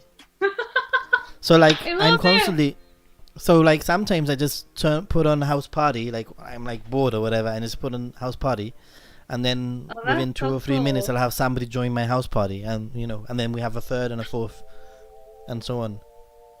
That is so cool. It's fun, although Zoom is better quality, I think, like a lot better quality. Yeah, Zoom, but you have to like pay to have more people on Zoom for more than like 40 minutes. Not 40 minutes, but then what you do, pro tips, is you just take it in turns. Take it in turns to host a Zoom party. just carry on. I see. No? I usually do it on Skype with my friends. How many people can you have on Skype? I don't know, but we usually have 1, 2, 3, 4, 5 or Moments 6 with Nick, people. you're still on the chat. You're very devoted. Thank you very much. Cute. Arigatou gozaimasu. See, your Japanese is good. You're getting there. You're getting it. Nihongo jozu desu. Nihongo jozu. But hey, I can't speak Spanish at all. Nihongo jozu. ¿Cómo estás? Yokata desu. Very. Oh. Spain that right? jozu desu. Yokata desu. I forgot how to say thank you. Wait. Gracias. You see, you do know. Yeah, I mean, I Spanish know. is a big language, you know. One of the big world languages, really. Fresa y banana. Strawberries and bananas. Yeah. Where did you get that from, and how random is that? I used to work at like a smoothie store in my hometown, and there's like a big kind of Mexican American population there, and some people couldn't really, like the older generation can't really speak English, so they would just come up and say fresa y banana. So I'm like, okay. Banana. It's like fresa, and I was like pointing, like which one? That's how I learned. How did you learn? I mean, you learned Japanese through high school first, right? Yeah, high school. Well, I kind of started in like elementary school ish. That's where I got like school my interest. Japanese. Yeah, like my But on your own. No, like one of my classmates in like a different grade. He was Japanese American, and his mom was like from Japan, and so she started teaching like classes at the school, like after school. What is that? It's like my fiance's mom sent them. They're like little, I don't know. They're like little Chocolate. No, not chocolate. It's like a licorice. A nut or something. Oh my god, is that a coffee nut? No. Not coffee. It's a soybean, isn't it? It's a bean, soybean. Something like that, yeah. I don't have the package in front of me. It looks like a soybean to me. I have a bunch of them. Very healthy. My fiance poured me some wine and then he gave me this bowl of them. They're very good. And I'm here like eating like chocolate Cadbury's Battens. Nice. Takis TNT cheese crisps. Oh my gosh, it's so hot in here. In my house. Yeah. I shut the windows because of the noise. Oh, okay. That's why it's hot. Are your neighbors? Do you see much of your neighbors? My neighbors? Yeah. Like. Yeah. For example, I have a very good relationship with my neighbors. My neighbors have my spare key, to my apartment. The other day I got locked out, and my other neighbor helped me break into my own house. What? Actually, I have a yukata, that I got as a souvenir to myself, and I wear like, now in this season, like sort of like around the house. And I went out on my house for a second, and I got locked out in my yukata, and I had to knock on my neighbor's door wearing my yukata. Oh no. Well, I can't say that I know my neighbors very well, but I know like our like next door neighbor, or right next to us, is like a family, and they're really nice. I see them a lot, but they wouldn't help me break into my house, I think. Yeah, no, the guy like we unscrewed the Mm-hmm. window to take the window out, and got a step ladder so that I could actually get into my own house and then screw the window back in. Which then made me realize how easy it is to break into my own house. Yeah. I So used to do that when I was a kid. When I lost my key, I'd break into my own house, and I'm like, anyone can break into my house. Oh my god. but yeah, it's quite scary. You Yeah. when you have you climbed that Mount Fuji, Brittany? Yes, twice. I So love Mount Fuji. I want to climb it you know again. there's crazy look in my eyes. You know there's like a saying, you know, like a Japanese proverb or something. Like what was it? Something like a crazy man climbs Mount Fuji once, an idiot Yeah, climbs Mount Fuji more than once or something like twice. that. Yeah. Twice, I I'm an can't remember idiot. what it is. If you know it, like, write it in the comments. Yeah. I know that one. I haven't What heard the that one in a hell? while, but yeah.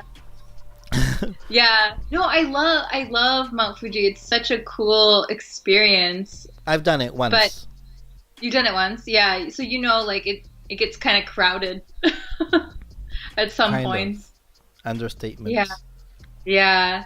But it's How did you do it? What was your? Did you do the like overnight rest spot from the fifth station to then staying well, like a few hours on was it like the eighth station or whatever, and then waking up and continuing for the sunrise? Is that the way you've done it?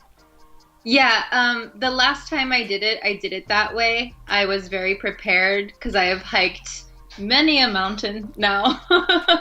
And I had proper hiking gear, proper hiking boots, and I hiked it and I stayed over and I brought like oxygen and everything, but the first time I climbed it was not like that at all. I went in sneakers and like a hoodie, like a parka, and me and my friend, it was the first mountain I'd ever climbed. Mount Fuji And was my your friend, first mountain. yes, yes. My friend, she had to go back to France, and so she was leaving. So she wanted to do like one last big hurrah. So she decided to climb Mount Fuji, and she dragged me there. And I didn't bring any sunscreen. I was like, I wore makeup. I had no idea what to expect. At least you And didn't wear high heels, Brittany. no, I didn't wear high heels, but we took pretty kura before we climbed the mountain. Like the little picture things. And Did you take yeah, Pukikura after climbing the mountain? yeah. Because that would have been like before and after, right? Yeah. But we didn't have any plan. Like we didn't know how to climb it, and so we didn't even know which way to go because there's like different routes, and we just like followed people, and then we didn't have any like reservation to stay in like overnight somewhere in a lodge. So we just hiked all the way straight up and then all the way straight down, like without resting. And I was dead. It was so crazy. It was like the dumbest thing I've ever done, probably. I mean, Don't. I do reckon. I mean, I know you can do it like that. I know you're not the only one. There's loads of people that do it like that. And actually, Moments with Nick is saying that he's heard from a friend that all the huts are closed this year for Oh Mount my Fuji, so there's God. probably no climbing this year. However, you don't need the huts necessarily, but I do Right. recommend. I've done it with a guide, like with a little tour, and I paid, and I recommend it. I know it was a little bit of money, but I felt like safe, and also they provided all the gear for me, like the shoes, etc. And if you're a traveler, the last thing you want to do is buy Oh, hiking shoes to go up Mount Fuji. oh my god. Oh my god, what's happened? What's wrong? What happened? Oh, wrong? I think because my earphones stopped working, so I pressed a button on them, and it started playing iTunes. So I can't was hear like, "Wait, what iTunes, okay. happened?" It's okay. Nick, do you want to go? I think Nick does want to go. I recommend. I think I do recommend Mount Fuji. It is a crazy sort of hike. Lots of people, but doing with a tour takes away a lot of the stress. You just sort of follow somebody, and if you have any questions, they tell you what to do. True. But I was very fortunate that the very first time that I've done it, the only time that I've done it, the tour person said that in like 5 years it was the best weather they've ever had. Oh, nice. Nice. And it was So literally you went on a perfect. tour group. They Tour they group, showed you how with the maybe. way. Yeah, basically the way it worked was, I guess, I want to say 12 or 14 people, Hmm. Hmm. and they provided the gear. Mm-hmm. They picked me Oh, up that's from good. Shinjuku, took me to the fifth Oh. station, and then the tour guide would guide us, and we would stop every now and then to to have a little bit of a rest, and they organized all the cabins and everything, so it was Cool. worth it. And then we saw the sunrise. Ooh. Did you do the perimeter of the volcano?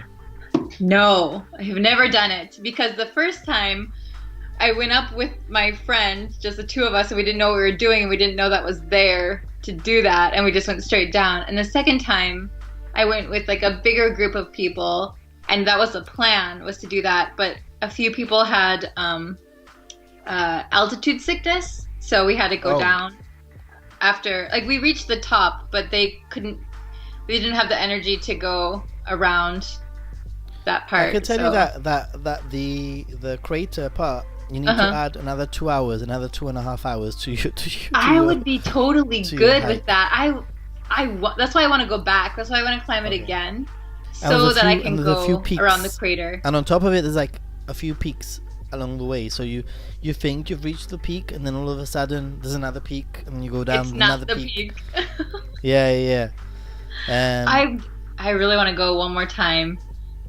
But Mount Fuji is definitely. I mean, it's one of these things that if you're a returning traveler to Japan, then it's definitely worth the trip. If it's your first time to Japan and you only have like a week or 10 days, then probably not worth it. There's so much more to see. What's your favorite part of Japan, Brittany? Favorite part of Japan? You mean like Have you Not- traveled around a lot of Japan, like Yeah. not Tokyo? Yeah, I really like Kyushu. I love Kyushu. Actually, my fiance is originally from Kyushu, so we go there quite a bit to like hang out with his family and stuff. I love it. I love it there. It's so nice. I also, I like Osaka too. You see, I'm not a big fan of Osaka. Oh, you're not? I really liked it when I went there. But it's I spent New Year's in Yeah. Osaka this year. oh, you did last year? This year? This Oh, yeah. January. It was fun, but I don't know. Yeah. I much prefer Tokyo. Ooh, There's a lot of my I mean, there's a lot. Battery. Oh no. I just have to swap headphones, and charge the other headphone. Yeah. Whilst, Oh, for some. My headphones were acting weird for a second, but It's now fine they now, seem it's fine. better. But Yeah. Osaka, I mean, it's a cool city. It's a. I'm not gonna say that it's a crap city. It's a cool city, but I think that Kyoto's so much nicer, Oh, and it's Kyoto's just there. nice. Kyoto is really nice, but I haven't been there in probably 13 years. So I really want to go What? back. 13 Yeah. years. I've only been there one time in my life. You know what you should do, Brittany? You should go now when there's no tourists. I know, right now would be the Seriously, best like time. right now. Right now would be Because- a good time, but then you'd see me on the news like idiot foreigner doesn't understand lockdown or something. If you make a video about it and it gets you a million views, There you go. it'll be worth. Success. But yeah, Kyoto is a lovely place. I think Osaka. The reason Osaka's why I a like different kind of place. the reason why I like Tokyo so much is because I feel that Tokyo has so many different areas Yeah. that you can go to, Akihabara to Asakusa. You can go to Yoyogi. You can go to Shinjuku, and they all have their own like feeling. Whilst I feel that Osaka is just one big Shinjuku. Ah, I don't know if that makes any sense. True. I can see where you're coming from. And when I'm in Osaka, I feel like I think I've been to Osaka maybe 4 or 5 times now, and every time I go, I enjoy myself. It's great for food. Oh yeah, it's great for food. I have to say, Love it's great for food. food. But I always feel that like it's very similar. Everything is very similar in Osaka. I don't feel like I'm escaping or getting a different vibe from a place. Maybe I need somebody to guide me in Osaka, perhaps. That's what I had no idea where I was going. I just random. I went there for USJ originally. Oh yeah. Well, USJ is. It's it's a whole different thing. Yeah.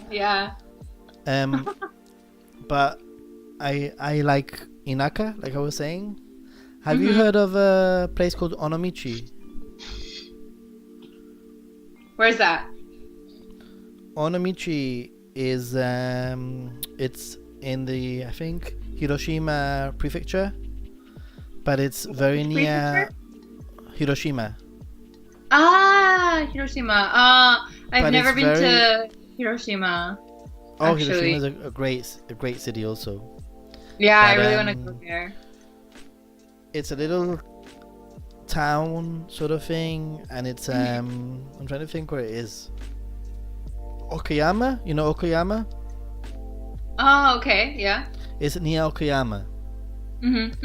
So it's like sort of in between Hiroshima and Kyoto, I guess, if my like geography is correct. But this little place is awesome. I recommend it. It's like undiscovered by tourists. Nice. Yeah, that's the best. That's the best kind of place to go. It's got this temple. Do you like temples and shrines and stuff? It's got this trail of this mountain trail of like 100 or something, 100 shrines that you can actually follow, and you can do in one day. And there's little cafeterias along the way, and it's just, and there's a cat alley also. Oh, that's awesome. It's like, oh yeah, I think, well, I don't know that place exactly, but it sounds, I mean, like there's loads of places like that in Japan. Not really. Yeah. But is there anywhere that you would recommend me to visit, like somewhere that you think, oh, this place isn't touristy, but it should be. It should be discovered by other people. You should go in Kyushu. Wait a second. I'll find it on my Instagram. You should go to Kyushu when they do this big like festival. Excuse me, my voice. Isn't that? I'll find it. That's Tokushima. Is it Tokushima? Not. No, it was I'll find it. Shoot. I love how Asahi's life and Moments with Nick are having their own little conversation on the chat. Awesome. You know, like, you should go to Karatsu in Kyushu when they have the big Hikiyama. Like, they have these big. That's in summer, right? Yeah. Yeah, like these big things. Oh, It's in. I was there in. This was in November. Okay. Like, so cool. Right. It's so cool, and then like they ride them and pull them around. And in November, Saga Prefecture has a balloon festival, like hot air balloons. Oh my god! Have you ever been on a hot air balloon? Because I have never been up, but they have the Meowth balloon. Oh my god! Yeah, and you could stand in it and take a picture. It was the coolest thing. Highly, highly recommend. It was very cool. So I'm just eating chocolate and drinking beer. This is the best Friday afternoon ever. Yes. I think my headphones are dying. Yeah. If I take them out, will you still be able to hear me first, like 10 minutes? Yeah, sure. Okay. I hope. Hold on one second. I need to charge these. I was gonna ask you about onsens, Brittany. Woo. Oh, can you hear me? Why am I off the screen? I don't know. What happened? I took off my headphones and I'm off the screen. I'm gonna fix you. I'm gonna fix you. Okay. So I won't touch anything. It's okay. Ta-da! There I am. I was asking you. I mean, I know that moments with Nick. He knows that I am literally. If I lived in Japan, like I wouldn't do like a Life in Japan channel. I would do a onsen channel. That is literally my passion. Onsen is amazing. Honestly. What onsen closest to Tokyo would you recommend? First question. Onsen closest to Tokyo. Because there's not really many. I don't know if other people know. You became big all of a sudden now. Oh, why did I get really big?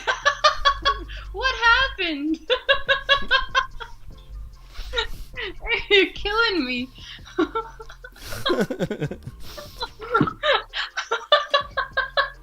It looks like I want to make your head like proportion to my head. It's about there. Should I sit? Yeah, that's better. Okay. Onsen closest to. Well, if you want to go to like a really touristy one, the Oedo Monogatari Onsen. It's like that's exactly what Nick just said. Yeah, it's a very like you can get dressed up in like a yukata and. Isn't that like the onsen? What they call the onsen theme park? Yeah. You get like a little wristband, and then you can just charge into it.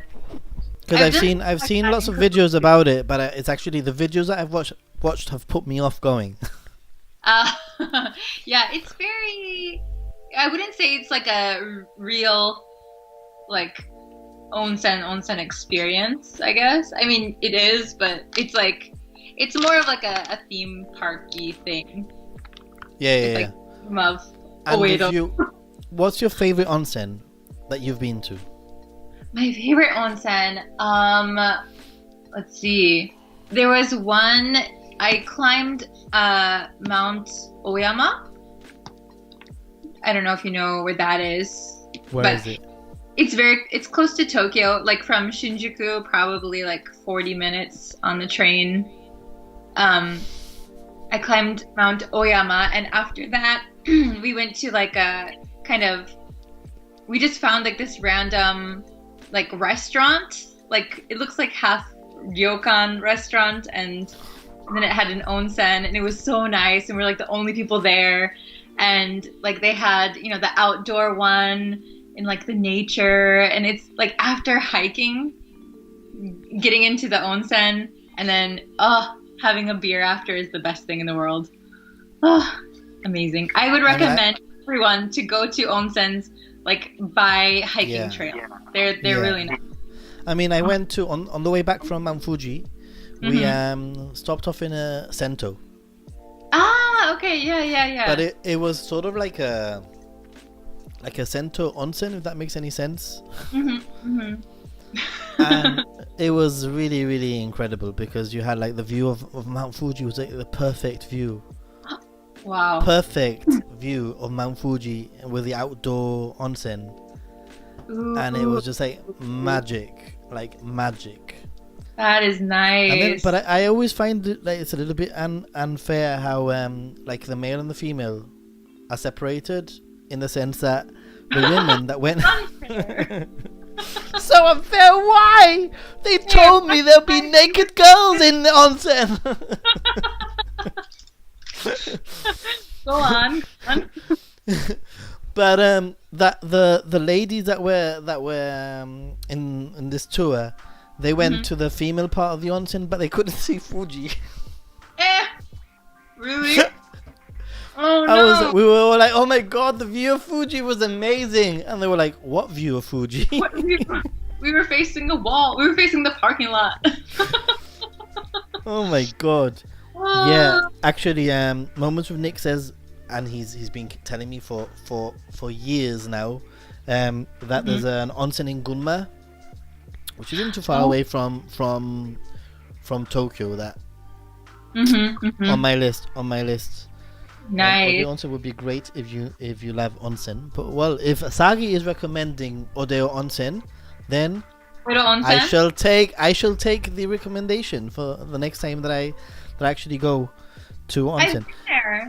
I've been there once I think with my friends. But I do love onsen, and I usually wherever I go I try to find onsen basically. I've been to. The thing is that you've got to distinguish an onsen with the plate, as in an onsen with the location. I really liked perhaps the onsen location in Kyushu, in Nagasaki's onsen. The location is epic. It's like proper hills where you're walking, and there's just like you're walking into steam everywhere you go. Like you see like steam coming out of the floor, and it's just cool. It's like magic. It's really really cool. So that location, like you're walking through a you can imagine like they would film a like a dinosaur documentary. Does that make any sense? Like, in the beginning there was a pool of life, like sort of thing. And that's the sort of place that onsen is like. The onsens themselves perhaps not the best onsen with the pools and stuff, but the location was just incredible. And then I've been to Noborubetsu onsen, which is in Hokkaido. Oh, very cool. And that was a pretty nice onsen, but the place wasn't that cool. Although I went for a hike, and I really, like when you do travel vlogging, do you like carry like, that feeling when you carry like all your gear with you all around for the whole day? Yeah. And then you decide, oh, you know what? I'm going to leave it all in my room. Yeah. And then you discover something incredible. Yeah. Well, that happened to me in Hakodate, where basically I had been carrying my drone, my cameras, everything, and I left it charging in my room, and I walked for half an hour into the mountains, and I found this most incredible. I did take footage on my iPhone though. This most incredible, perfectly or nearly perfectly round lake, and it was a volcanic lake, so it was just steaming. And there was no one there, and I'm very cautious of not interrupting anybody's experience with my drone. Oh, so I don't fly in my drone if there's too many people around. If there's somebody around, I'll walk quite far away, and then I'll fly from far. I don't want to spoil their experience. And I was thinking, damn it, this would have been a perfect place to fly my drone. Oh, dang it. But Dogo Onsen is another good one I've been to. Dogo Onsen. There too, yeah. What did you think of Dogo Onsen? Yeah, it was so nice. It was really cool. I went there with Tatsu. I went there with Tatsu. We were separated, of course. But yeah, it was really nice. I don't know what it's like in the guys one, but I don't know if it's because, no, I'm sure it's because I'm a foreigner, but like, suddenly, like, the old women talk to me. Like, well, but but I always find that in onsens. And do people talk to you? Actually, I went to this year, or well, last summer, I went to Hakone, and I went to just an onsen, like for a few hours, just to like maybe for 2 hours, and I ended up talking to some guy. Well, some guy started talking to me. He wanted to practice his English, basically. He ended up being some famous baseball player. Oh wow! Yeah. Whoa, Some famous gosh. baseball player, and I don't know anything about Japanese baseball, and in fact, baseball isn't even famous here. They don't even play baseball down this part of Europe. It's like non-existent. So I remember his name, and then I told my friend, oh, I was in an onsen, and there was this guy that from the Yokohama, I can't remember the name of the team right now, but I remember I wrote it down, and his name was blah blah blah blah, and my friend's like, what, seriously, you were in an onsen with such and such? What? Really? Yeah. God. So that's why you should talk to people in onsens. Yeah, onsens like famous person. Loads of people talk to me. Loads of people talk to me in onsens. That's why you gotta make friends. Actually, I went to a really good sento in Osaka, like epic, like at the top of a skyscraper. Whoa! Like really, really, really high up, and it was like talking about like indoors 11, 12 baths, and outdoors maybe 8, 9, 10 baths. And they had a what I've never seen before, an carbonated bath. Have you had a carbonated bath? Carbonated bath? No. Yeah, like the carbonated, like being in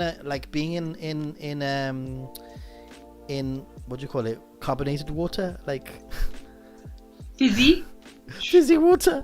like being in fizzy water. It was really, really weird. Well, I would like to try that sometime. Nick took me to an electric bath in Kyoto. Whoa, electric Have you tried bar? That? Yeah, like an electric bath, onsen. Oh, electric bath. Yeah, sorry, the accent. Electric bar, and I was like, what's that? Now I'm wondering, what's an electric bath? Sounds like it electrocutes you. Asahi loves your laugh. Oh, mine? Contagious, I would say. Contagious. But yeah, he took me to a sento in Kyoto, which I loved. It was really cool, like really super old but trendy. And there was this electric onsen or electric bath. What is an electric bath? It means Can you explain it? Moments with Nick. Nick, can you explain what is an electric bath? I just imagine like somebody leaves a live wire in the bath and everyone just gets shocked. That's how it felt like to me.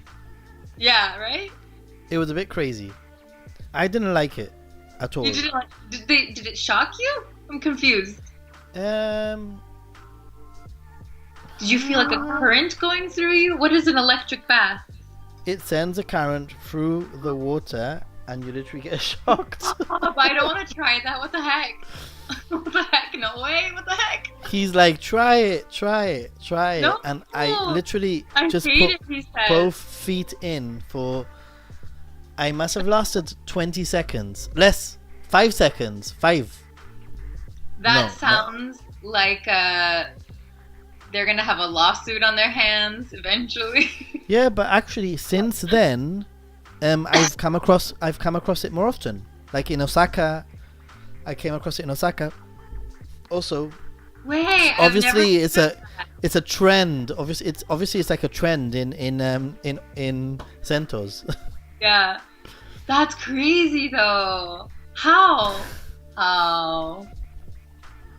do you not die? So obviously it's a very low, like a low, like voltage. But I didn't like it. It made me feel very uncomfortable. Yeah. Like, yeah. Ooh. Ooh. It's weird because you don't feel it until you get to the right spot in the water. That's true. Gives So me you the actually, I was expecting that when you put your foot in, that I was Uh-huh. gonna get shocked straight away, Yeah. but you don't.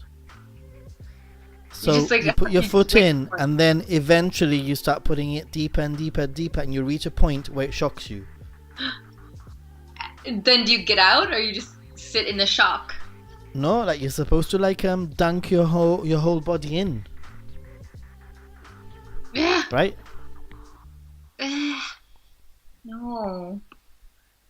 No, no, no, no, no, no, no. I will No. not try that. Yeah. It must be the same as, like, you know, those like those gag pens that shock you when you press down on it. It must be like that, like a bzz, like it doesn't kill you. Yeah. It must But be like people were that. using it, you know. People were actually using it. Yeah, I feel like there must be some control of like how shocking it is. And I've what if seen somebody... people stay in there for minutes. Nick says, I know. Actually, Yeah. me and Nick and myself, we'd been talking on Instagram for a while, and the very, very, very kind of odd, and we talk about this in our live stream. The very first time that I met Nick was to go to the Cento. Wow, Yeah, first time So- meeting. first time meeting. Yeah, it was really cool That's because nice. he knows that I like bathing. Anybody else that's like tuning in right now would be like, what the hell? Everybody Jap- knows that I like bathing. Japanese bathing is its own thing, isn't it? Yeah, Really. yeah. It's an experience. Yes. Yeah. Yes. Yeah. Mhm. And what is it like in terms of like in the States? Because different countries culturally are more Mhm. accepting of like public bathing, Oh, in America, like it's in the nude, right? Like I know in- that like northern European countries, it's very common to do public bathing. Here in the south, not necessarily, but we do have a lot of nudity. Like a lot of down this area. I can go drive half an hour and be in a nudist beach. I'm sure we have. Not that I go, not that I go to a nudist beach, but I just go to check it out, you know. actually, I took an American. there. My friend from where was she from? From Minnesota? No, from Missouri. My friend from Missouri. Uh-huh. In university, I studied in Wales, in Cardiff, in Wales, the capital of Wales. Uh-huh. And she came to visit me in Gibraltar. She stayed with me for like a week or whatever, and we went to a beach. And I didn't think anything, because for me it's normal. I've been brought up going to these beaches where, you know, like there's lots of people topless, and lots of people like nudists. You start walking. You start off with topless, and the more you walk, the less clothes people have. Right? That's And she was interesting. like in shock. She was like, I can't believe this. She was taking selfies of herself, but trying to get the naked people like in the background, you know, because it was just crazy. But Well, like, you know what's interesting though is like, I guess I don't know. I know, like, I heard one story of, because, like, you know how it's common, everybody, you know, takes baths together in Japan, like onsen and stuff like that, and like it's common for like dads to bathe with their kids together, like in their own yeah. bathtub, like bathe with their kids. And I think Yeah. some guy, it was on TV, it was on a Japanese TV show, and a Japanese dad had maybe like posted a photo on Facebook of him and his daughter in the bath or something, and then everyone was like shocked, like, what are you doing? Because it's so weird. normal. It's normal in Japan, weird in America. Yeah. So yeah, I think that here in the south of Europe we don't really have this public naked bathing culture. Mm. So Yeah, it yeah. took a little bit of getting used to. Mm-hmm. For me, the first time. But Yeah. once you've done it, you're like, oh, this is cool. Yeah, I really like it's really, really relaxing, comfortable. Like onsen is really relaxing and comfortable. And like I was nervous too about the first time to do it. But the first time I went, I was with my two guy friends from university, and they just went off to the guy one, and I was totally completely alone to go into the girl one, and it was just me and a bunch of Japanese people that But I'll never. maybe if it was like, put yourself in the other position. If I was with another guy and it was my first time going to an Uh-huh. onsen, I would have much rather have been you Well, by I felt myself. lucky. I felt lucky. I was like, oh, like Oh, I'm not gonna see these people ever again. I'm so yeah. free. But now after like becoming a onsen aficionado, Yeah, like really I have like I'm hooked. yeah, I'm yeah. proper hooked. Like You gotta go when, to when I yeah Bamboo. Have you I been to plan my Bamboo? trips. No, but No. I will be. I'll be going there. You gotta go. Yeah, yeah, Yeah. But yeah, onsen is just cool, awesome, yeah. and time flies. And staying in a nice ryokan with an onsen that's open 24 hours or open like most of the night, Hmm. having That a is, few drinks and eating and all that. It's yeah. yeah. Izu. Yeah. Have you been to the Izu Peninsula? Yes, yes, many times. Yeah, I love it. Hmm. I love Izu. I've Yeah. done onsen in Izu also. It's quite Uh-huh. nice. Yeah, yeah. I stayed at a ryokan in Izu, and yeah, it was so nice. Like they had like outdoor like onsen you could go to. Very nice. Have you done a mixed onsen? That's a interesting question. Have you done a mixed onsen? No, never. Have Would you? you do a mixed onsen? No. I have. With like I you mean like strangers? yeah. No. Yeah, and I have to admit it was a bit strange because it was in, Yakushima. Uh-huh. Have you switched drinks? I'm drinking tea now. I got really hot. Okay. You know Yakushima? Uh-huh. Well, in And you Yakushima there's an outdoor onsen which is formed basically the water from the onsen is too hot normally, so you have to wait for the tide to come in to mix in with from the sea to mix in with the water to make it the right temperature, or else you like boil yourself to death. Oh my God. And this onsen, you don't pay or anything. Well, maybe you did pay on the way in. I can't remember, but it was very Yakushima. So if there was any paying, it was like probably like a plate on the side somewhere that we just put the money without anybody, Yeah. Like a And you basically go in, and it's mixed, totally mixed. Men, women, boys, girls, everyone's naked? everyone's naked. And that would have been fine. I have no problem with that. If there's people that I don't know, I'm cool. I really don't care. No? Like, really. However, I had the really, really bad luck that Yeah. I had done a tour the night before randomly with a French couple. And we did a tour. We did a tour of sea turtles that hatch in Yakushima.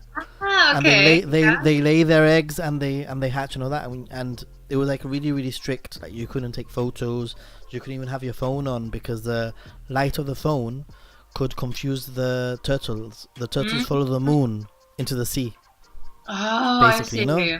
so you got to be Wow. careful. And this couple that were on this same tour, it was just me, my friend, and this couple.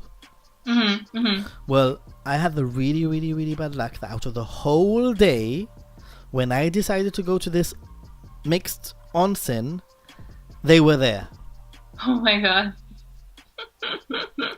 And you know when you sort of like say hi to each other and you're being polite, but really you're like, oh my god. I'm not looking anywhere. uh, Wow. I think I Asagi would be says, brave enough to do that. "Itterashai." Oh, Asuka's Itakimasu. leaving Arigatou gozaimasu, for Asagi. joining us. Yeah. Oh, is she saying? Wait, who's leaving? She's leaving? I don't know. No, she's not leaving. She's there. It's because Nick has gone to buy. Okay, I understand. Nick has gone to buy some beers from the convenience store, and he's returning. Okay. And Asahi has said, "Itterashai." Got it. I read it correctly, right, Brittany? Yeah. Yes, you are correct. Jirashai. Okay. Hiragana's okay. Hiragana's quite easy, I think. It's so hot in here. Actually, look, I'll show you my view. Shall I show you my view? Yeah. Look, this is my view right now. It's not the nicest view, but it's quite nice. Let's see. Ooh! Is that where are you? You right on the water? Yeah. Wow, what are you surrounded by? What is all that? Yeah, I don't want to give too much. I don't want to give too much away. So just a tease. But yeah, that's the sea is just there. Like I could see the sea and the mountains that were in the background were Spain. So Nice. Moments with Nick is back. Moments with Nick. Nani kaimashita? Kaimashita ka? Nani kaimashita ka? Did I say that right? Nani kaimashita ka? Nani katta? Yeah. Nani kata? This is gonna become like a Tokyo BriBri teaches Japanese to Ninja Monkey. you should learn from Asagi. Sorry? He's authentic. Asagi, I would love, seriously, it would be epic. It would be awesome to learn some interesting things. Yeah. But what did you for buy? sure. Moments for Nick. So today you've had a full day of work, I'm guessing? Me? I worked about 3 hours today. That's about it. I mean, like, because now everything's online, so it's a lot more flexible and stuff. So just 3 hours today. Okay. But it was like later in the day than usual, and then like 3 official work hours, and then a lot of computer stuff that I needed to finish. And Moments with Nick says, Nodogoshi to Sapporo. What's that? Oh, Nodogoshi is a type of beer. Ah, cool. And Sapporo is Kampai. Yeah, Sapporo. I think Sapporo is my favorite Japanese beer, actually. Ooh, I like Kirin. Beer. Yeah. If you had one spot in Tokyo that you wanted to recommend first-time visitors to visit, where would it be, Brittany? First-time visitors. Well, a good. Shoot, what a hard question. I guess it really depends on what you're looking for in your Tokyo experience. If you want to see some nature, I would suggest Takao-san, Mount Takao. That's what I like. Nature. But I if haven't been. You have never been? You gotta go. It's like a really easy hike. I know. Everybody keeps on telling me. Really easy. It's really small. I really recommend it. I also, where did I take my mom? I took my mom to all like the good spots. Because I usually go down the, like I have this sort of like first timers itinerary that I tell people Uh-huh. for Tokyo, which is basically head down to the Tsukiji market, outer market now, because obviously the market's moved. Market, yeah. And then move. from there, like nice and early in the morning, and then from there, head to Hamaryukyu Gardens. Is that how you call it? Hamaryukyu Garden? Where's that at? Hamaryukyu. Hold on, let me just do a little bit of research. Hamaryukyu Garden. I think it's not Harajuku. No. Hamarikyu. Ah.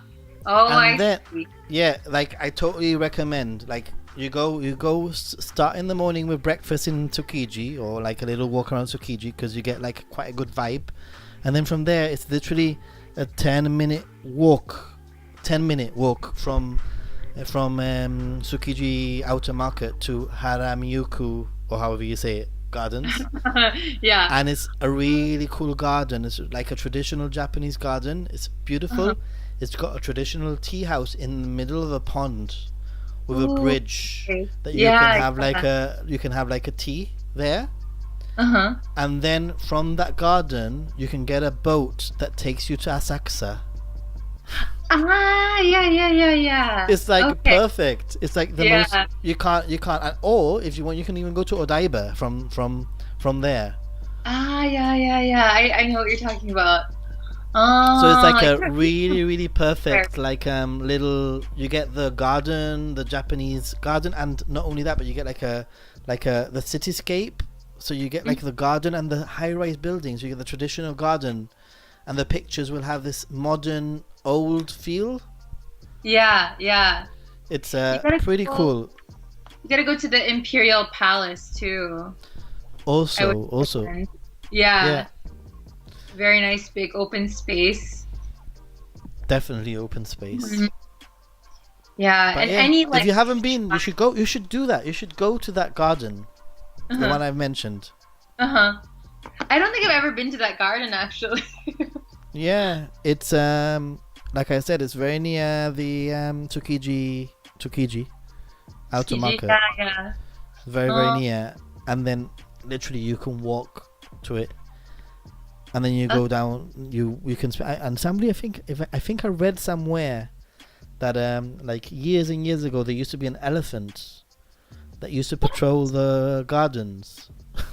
An elephant? An elephant. What? Yeah. It used to be like it was like a gift or something for one of the emperors. Oh, that is so cool. That is crazy. Who gives an elephant? When you're an emperor, I guess an elephant is nothing, right? But I do recommend. I mean, because like Shinjuku Gyoen, yeah. it's pretty nice, and every time I go, I always get lost. It's really big, isn't it? It's huge. Yeah. I remember You gotta get, once the map at the front. I took my friend, and I remember once saying to my friend, last time I came, I went to this really cool like photo spot where we can take some really nice selfies there. Yeah. And never finding that place. Well, it's a so big, one-time right? thing. Because it's just huge. It's really big. Yeah. But I think Shinjuku it costs Gyoen like is really 300 nice. yen to get in or something. It does. You have to pay, and the and this Hamaryukyu gardens, you have to pay also to get in. Yeah, But I don't mind manicured. paying. Yeah, I guess the money goes towards the upkeep Yeah. of it. Yeah. But I definitely recommend it. It's it's one. A lot of people don't go because they go to the more popular places like around Tokyo. Right. But you just don't You gotta realize that there's so much to see.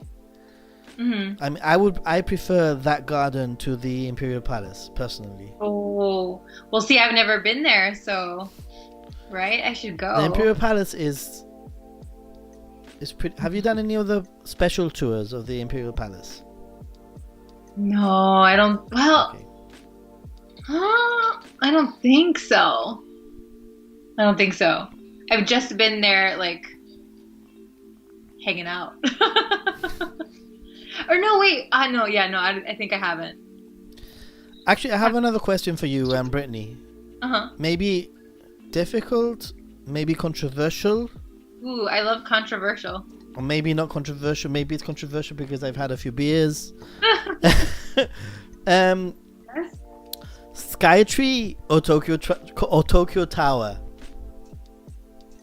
Okay. Okay. I'm asked this question all the time. Ooh, okay. So, this might be controversial. I don't know, but Skytree. Not the Skytree and not the Tokyo Tower. Skytree is kind of like Kind of what? kind of ugly as a What? tower. I remember when it was being. I think it's really cool. Well, it is cool. It is cool. Like, but I feel okay. So I remember when it was being built, and I was like, oh my god, it looks like a spaceship, like just a rocket. It just goes straight up. And I was like, Tokyo Tower is such like a classic. Like it has the aesthetics like Tokyo Tower. You think of Tokyo Tower. But maybe because I'm European Uh-huh. and I'm so fed up of the Eiffel Tower. Eiffel Tower. in Paris. Yeah. Well, so I love the look of Tokyo Tower, but I prefer the view- Tokyo Tower to the Eiffel Tower. What was that? What was that? I prefer the Tokyo Tower to the Eiffel Tower. Oh, okay. Yeah. Have you been up the Eiffel Tower? I went there, but then we couldn't go up because we didn't have enough time. Okay, that's a problem with the Eiffel Tower. That the Eiffel Yeah. Tower is basically like, I mean, you need hours and hours because literally the queue to go up is just crazy. Yeah. You just gotta walk Whilst up the Tokyo stairs. Tower, like I've never queued for more than 10 minutes, I think. Yeah, Tokyo Tower is And- easy to. A pro But tip for the Tokyo Tower: if it's your birthday, Oh. did you know this? If it's your birthday, take your passports, and you'll get, I think, 20% discount, and they'll give you a piece of cake with a candle at the top, What? and Should've- a birthday card. What? Yep, That's crazy. you need But to take your passport. That is a pro tip. You have all the pro tips. I have nothing. But I do think the view is so much better from Skytree. Like, because you're so much higher. You can see so much. Different. I mean, I Yeah. think that if you have the time, do both. Yeah, do both. If you have the time, do both. And You know, you could- Asahi says an elephant. Yep. So Asahi agrees with me. Maybe I was wrong, but Asahi seems to agree with the elephant part. Maybe I've just invented that story and all. What?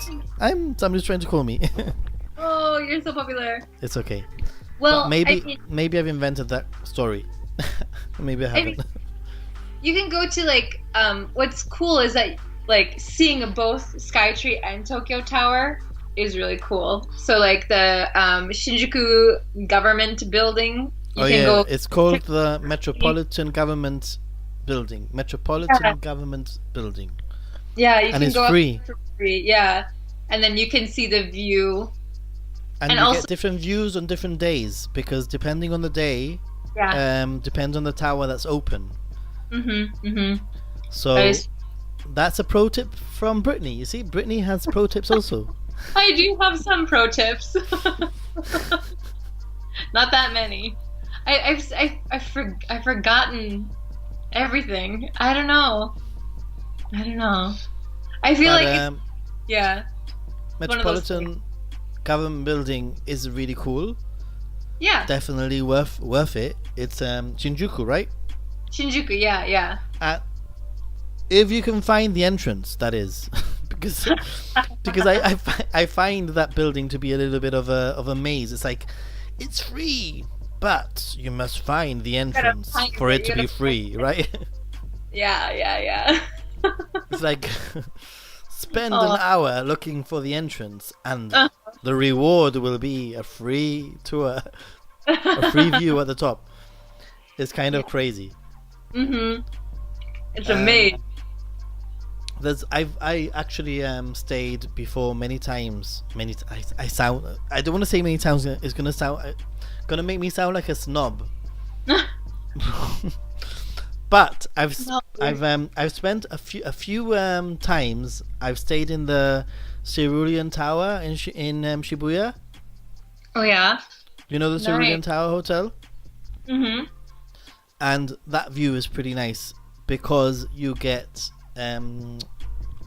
I've stayed once before with a Shinjuku Crossing view. So you get that really nice view, and then I've stayed another time with the Tokyo Tower view. Nice. And I think I prefer the Tokyo Tower view, to be honest. Give me a Tokyo Tower view over a Shinjuku Crossing view any day.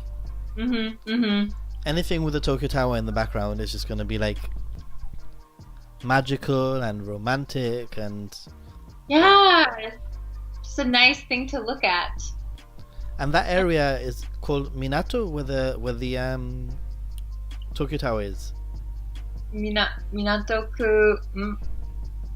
Maybe. No. Wait, I'm confused. No? Maybe. Asahi, help us. Is it Minato? Is it not Minato? Tokyo. It's like by where is it? Oh yeah. It is Minatoku. Okay. Yeah. Yeah, that area. I've stayed in that area also. Oh yeah. It's okay to stay there. Bougie. What's that? You're so bougie. What does that even mean? Bougie. I'm gonna add it to my luxury. Bougie. Bougie. Oh, that was in my Hey, bye, Asahi. Thanks for watching. Oh, thank you. Yeah. Oh my gosh, is it one? What? Bye, Asagi. Have a good night.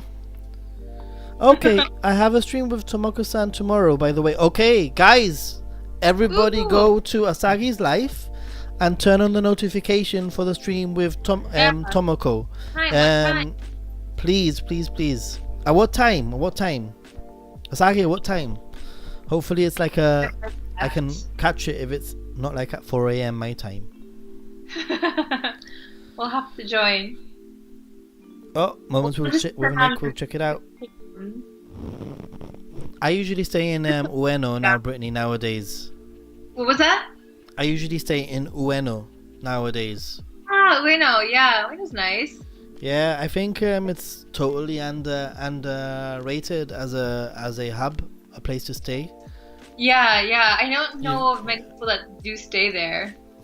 Me. Literally every time I visit Japan, Tokyo. It's got the... Asagi's live stream will be tomorrow at 1 p.m. Japan Standard Time. 9 p.m. EDT. I have no idea. 6 a.m. my time. 5 Around a.m. my time. 12 hours from now. 12 hours from now. 6 a.m. my time. No, not 12 hours. Yeah, 12 hours. Yeah. Yeah, 6 a.m. my time. I might have to catch it on re, or maybe I usually wake up at 7:30. So if it's going on for an hour and a half, I'll join in, an hour and a half in. I'll definitely catch it. I'll put it in my calendar. No, my calendar. 1 o'clock. But Brittany, has been loads of fun chatting. Yeah. I mean, I'm more than happy to carry on talking, but it's quite late over there in Japan. I'm very aware. Guys, it's almost 1. We started at 9:30. It's been almost 3.5 hours. Wow. Time flies, huh? You should you should do some live streaming on your channel. I would like to, but this looks like a lot of work that I don't know how to do. Well, you don't have to be so fancy. I guess not. So can you you'll have to explain it to me later because I know it's changed. I used to use Google Hangouts, but now I know that's changed. Yeah, I'm just using OBS, which is a software that Is it sort of free ties software? everything in. It's free. Okay. Well, I'll definitely have to look into it. But I know that TokyoBri uses SteamYard. Yeah, I've heard of SteamYard, yeah. And I think that's very straightforward. You basically end up with this, with a split screen with the names on top. That's it. That's maybe all you need. But I like to have the whole Customize videos in the background, to sort of show people what we're talking about, because I think it helps. Yeah. But what time do you normally go to bed anyway? These coronavirus days. These days I try to go to bed by 11 or midnight. I usually stay up later, but I'm trying to get on a good schedule. And no work tomorrow? No work tomorrow, no, but I'm going to edit and film some videos. So that's on the to-do list, and watch Asagi's live stream. Actually, one of the things that that Brittany does very very well is she does a lot of commentary style videos. Oh yeah, you do. Those are fun. Where you get a topic and you do your research, and then you sort of stand in front of a class and and give a lesson on the topic, sort of thing. I found the whole coronavirus one where you were explaining about the mascot. Oh yeah. The mascot is so silly. Who needs a mascot? But it's cute. It's funny.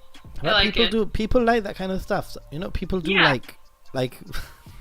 It's very I feel like that's very a Japan thing. That's very unique to Japan, I think. Yeah, and for the future, maybe I don't know if you want to carry on talking or not, but are you tired, Brittany? You must be tired by now. Yeah, kind of tired now that I know that it's almost 1. So maybe to start finishing off, maybe we can finish at 1. Okay, in another 10 minutes, yeah. Yeah. What would you like? Where would you like your channel to go in the future? Oh, that's a good question. I want to do. So I know the interview style videos get the most. The what? Sorry. The interview style videos get the most views, and I think people are the most interested in those. I'd like to keep doing those more. I need to update my equipment a little bit, so that's kind of what's preventing me. What right equipment now. are you using? How do you film your videos? How do you edit your videos? I actually want to look. I had a whole list of topics that I haven't even looked at. Oh no! Literally, a whole list of questions, loads of things, But hey, it's been so natural that I haven't had to look at it. So, but I edit my movies or my videos with iMovie. Okay. Regular old iMovie. No problem with that. iMovie is a very underestimated piece of software. Yeah, it is underestimated, and you can find a lot of workarounds for things. But the one thing that I have trouble with is the subtitles, because on iMovie you're very limited to it. They don't. You can't really control the font. How about Uh-huh. using the YouTube subtitles? You mean the CCs? Yeah. CC? Or is that not something that... But it's not even just the subtitles. When I want to put something on the screen and stuff, Like a lot of times, like on iMovie, it fades in and then fades out, or like Okay. it depends on the font that like on the title card you use. Like it's so I'm looking into getting what's the other software that's really good? I use Final Cut Pro. Do you use Final Cut Pro? Yeah. I mean, So- it's expensive. Yeah, it's expensive, but I'm thinking of investing in But- getting Final Cut Pro. Oh, somebody has joined the chat. This is the difficult part when people like new people come in and you're like, you know, it's like Yeah. hello. I don't know who you are. Taki, no? Taki something. Some Japanese person, I think. Can you read that? The name of the I don't person. have chat open. Hold on. But I like Final Cut Pro. It works well for me. I mean, you got to use what works. If you're an iMovie person, then probably Final Cut Pro is a way to go because it's sort of like iMovie but on steroids, really. Yeah, and I think that's what it's really missing from my videos is like that extra quality. So I'm thinking of But you your know, videos have quality. Don't get that wrong. Don't forget that quality is content, not necessarily editing. yeah, that's true. That's the most important thing I think that I've learned. Yeah, it is true. But it also would be easier, I feel, with Final Cut Pro rather than iMovie. Maybe. 'Cause I'm have to glad I spent the money on. After all, I spend the money on my own. On my own like hobby, you know, really. Yeah. Do you have a Patreon? I do have a Patreon, yeah. Okay, I don't have a Patreon. I started it just a few months ago. I think I have 4 patrons. Everyone's so nice. I mean, I've been thinking about it. I just feel that like because my channel hasn't reached 2,000 people yet. Oh, okay, yeah. And I don't want to like start up things. I feel that I need more viewers. Although I know that some of my viewers have privately messaged me saying, "Oh, you should, you know, get a Patreon or whatever." We'll see, yeah. But I mean, it's one way to give back to your viewers and also put stuff back into the channel.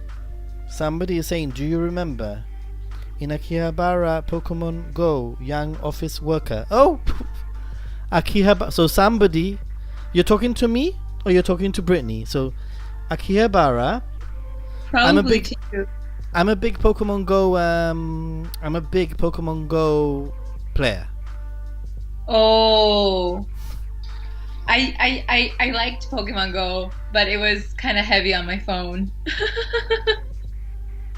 I understand what Nick is saying, that the channel size shouldn't matter because I can then save towards new gear. I just feel that I'm very fortunate that I have a good job with good income, and I don't feel that I need to ask anybody to support me for equipment at the moment. That's the way that I feel, and I feel that at the moment though I'm making this, and I don't have any pressure whatsoever. If I don't make a video for a month, then no pressure. I feel that the moment that I start having Patreons, pressure. The thing is that I kind of need the pressure. I need to put some pressure on in order to make more videos. Maybe.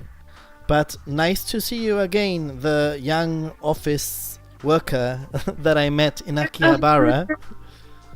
Thank you for coming to speak. Don't forget that you can give this video a like, thumbs up helps, and you can subscribe also. It really does help. Yeah, But, everyone subscribe. Brittany, if you have any questions about streaming or Final Cut Pro, if you do get it, then ask me. Yeah, I'm sure I will have many questions. So maybe you will be my guru. I wouldn't call myself a guru. Yeah. To be honest, when I don't know how to do something, I just go on YouTube Yeah. and search how to blah blah blah blah blah, right? I did search for some stuff, but I think I will definitely maybe ask for some advice because I like your setup. That's very unique. My setup, you like it? Yeah, it's very cool. Like the way you did like the background videos and stuff. Thank you, thank you. I think Effort. it's also okay. Mhm. I just, I just wish that I was easier to discover. Like I wish I had more of an audience, but Yeah. but it doesn't matter. It's been fun just chatting anyway, I think. Yeah. Yeah, it was really fun. Thank you for having me on. Yeah, you're We'll welcome. have to do it with like somebody else too, like a three person Yeah, like yeah, yeah. You think of anybody, then Yeah. let me know, and I can Okay. organize it, or I can even I can help you set it up as a live stream, Yeah, or it could be on your um, channel. or it can be on my channel, or it can be whatever, Yeah. or it can be. I can even give you. Yeah, we'll sort something out. Yeah, I'm sure. we'll figure it out and then I we'll think invite if anybody has any sort of topics that you might be interested in talking about, then send them to Brittany let us or send know. them to me, and we'll Yeah. do that. So Yeah. Well, thanks, thank you Brittany. so much. It was so fun. If you just stay on the Skype until I finish Okay. the stream, I'll just have a little chat with you after. Okay. Sure. Great. But thank you very much, everyone. It's a Nick says awesome stream. Thank you everyone that came to watch. Thank you for the support, and please follow us in the future. Yeah. Bye. Bye.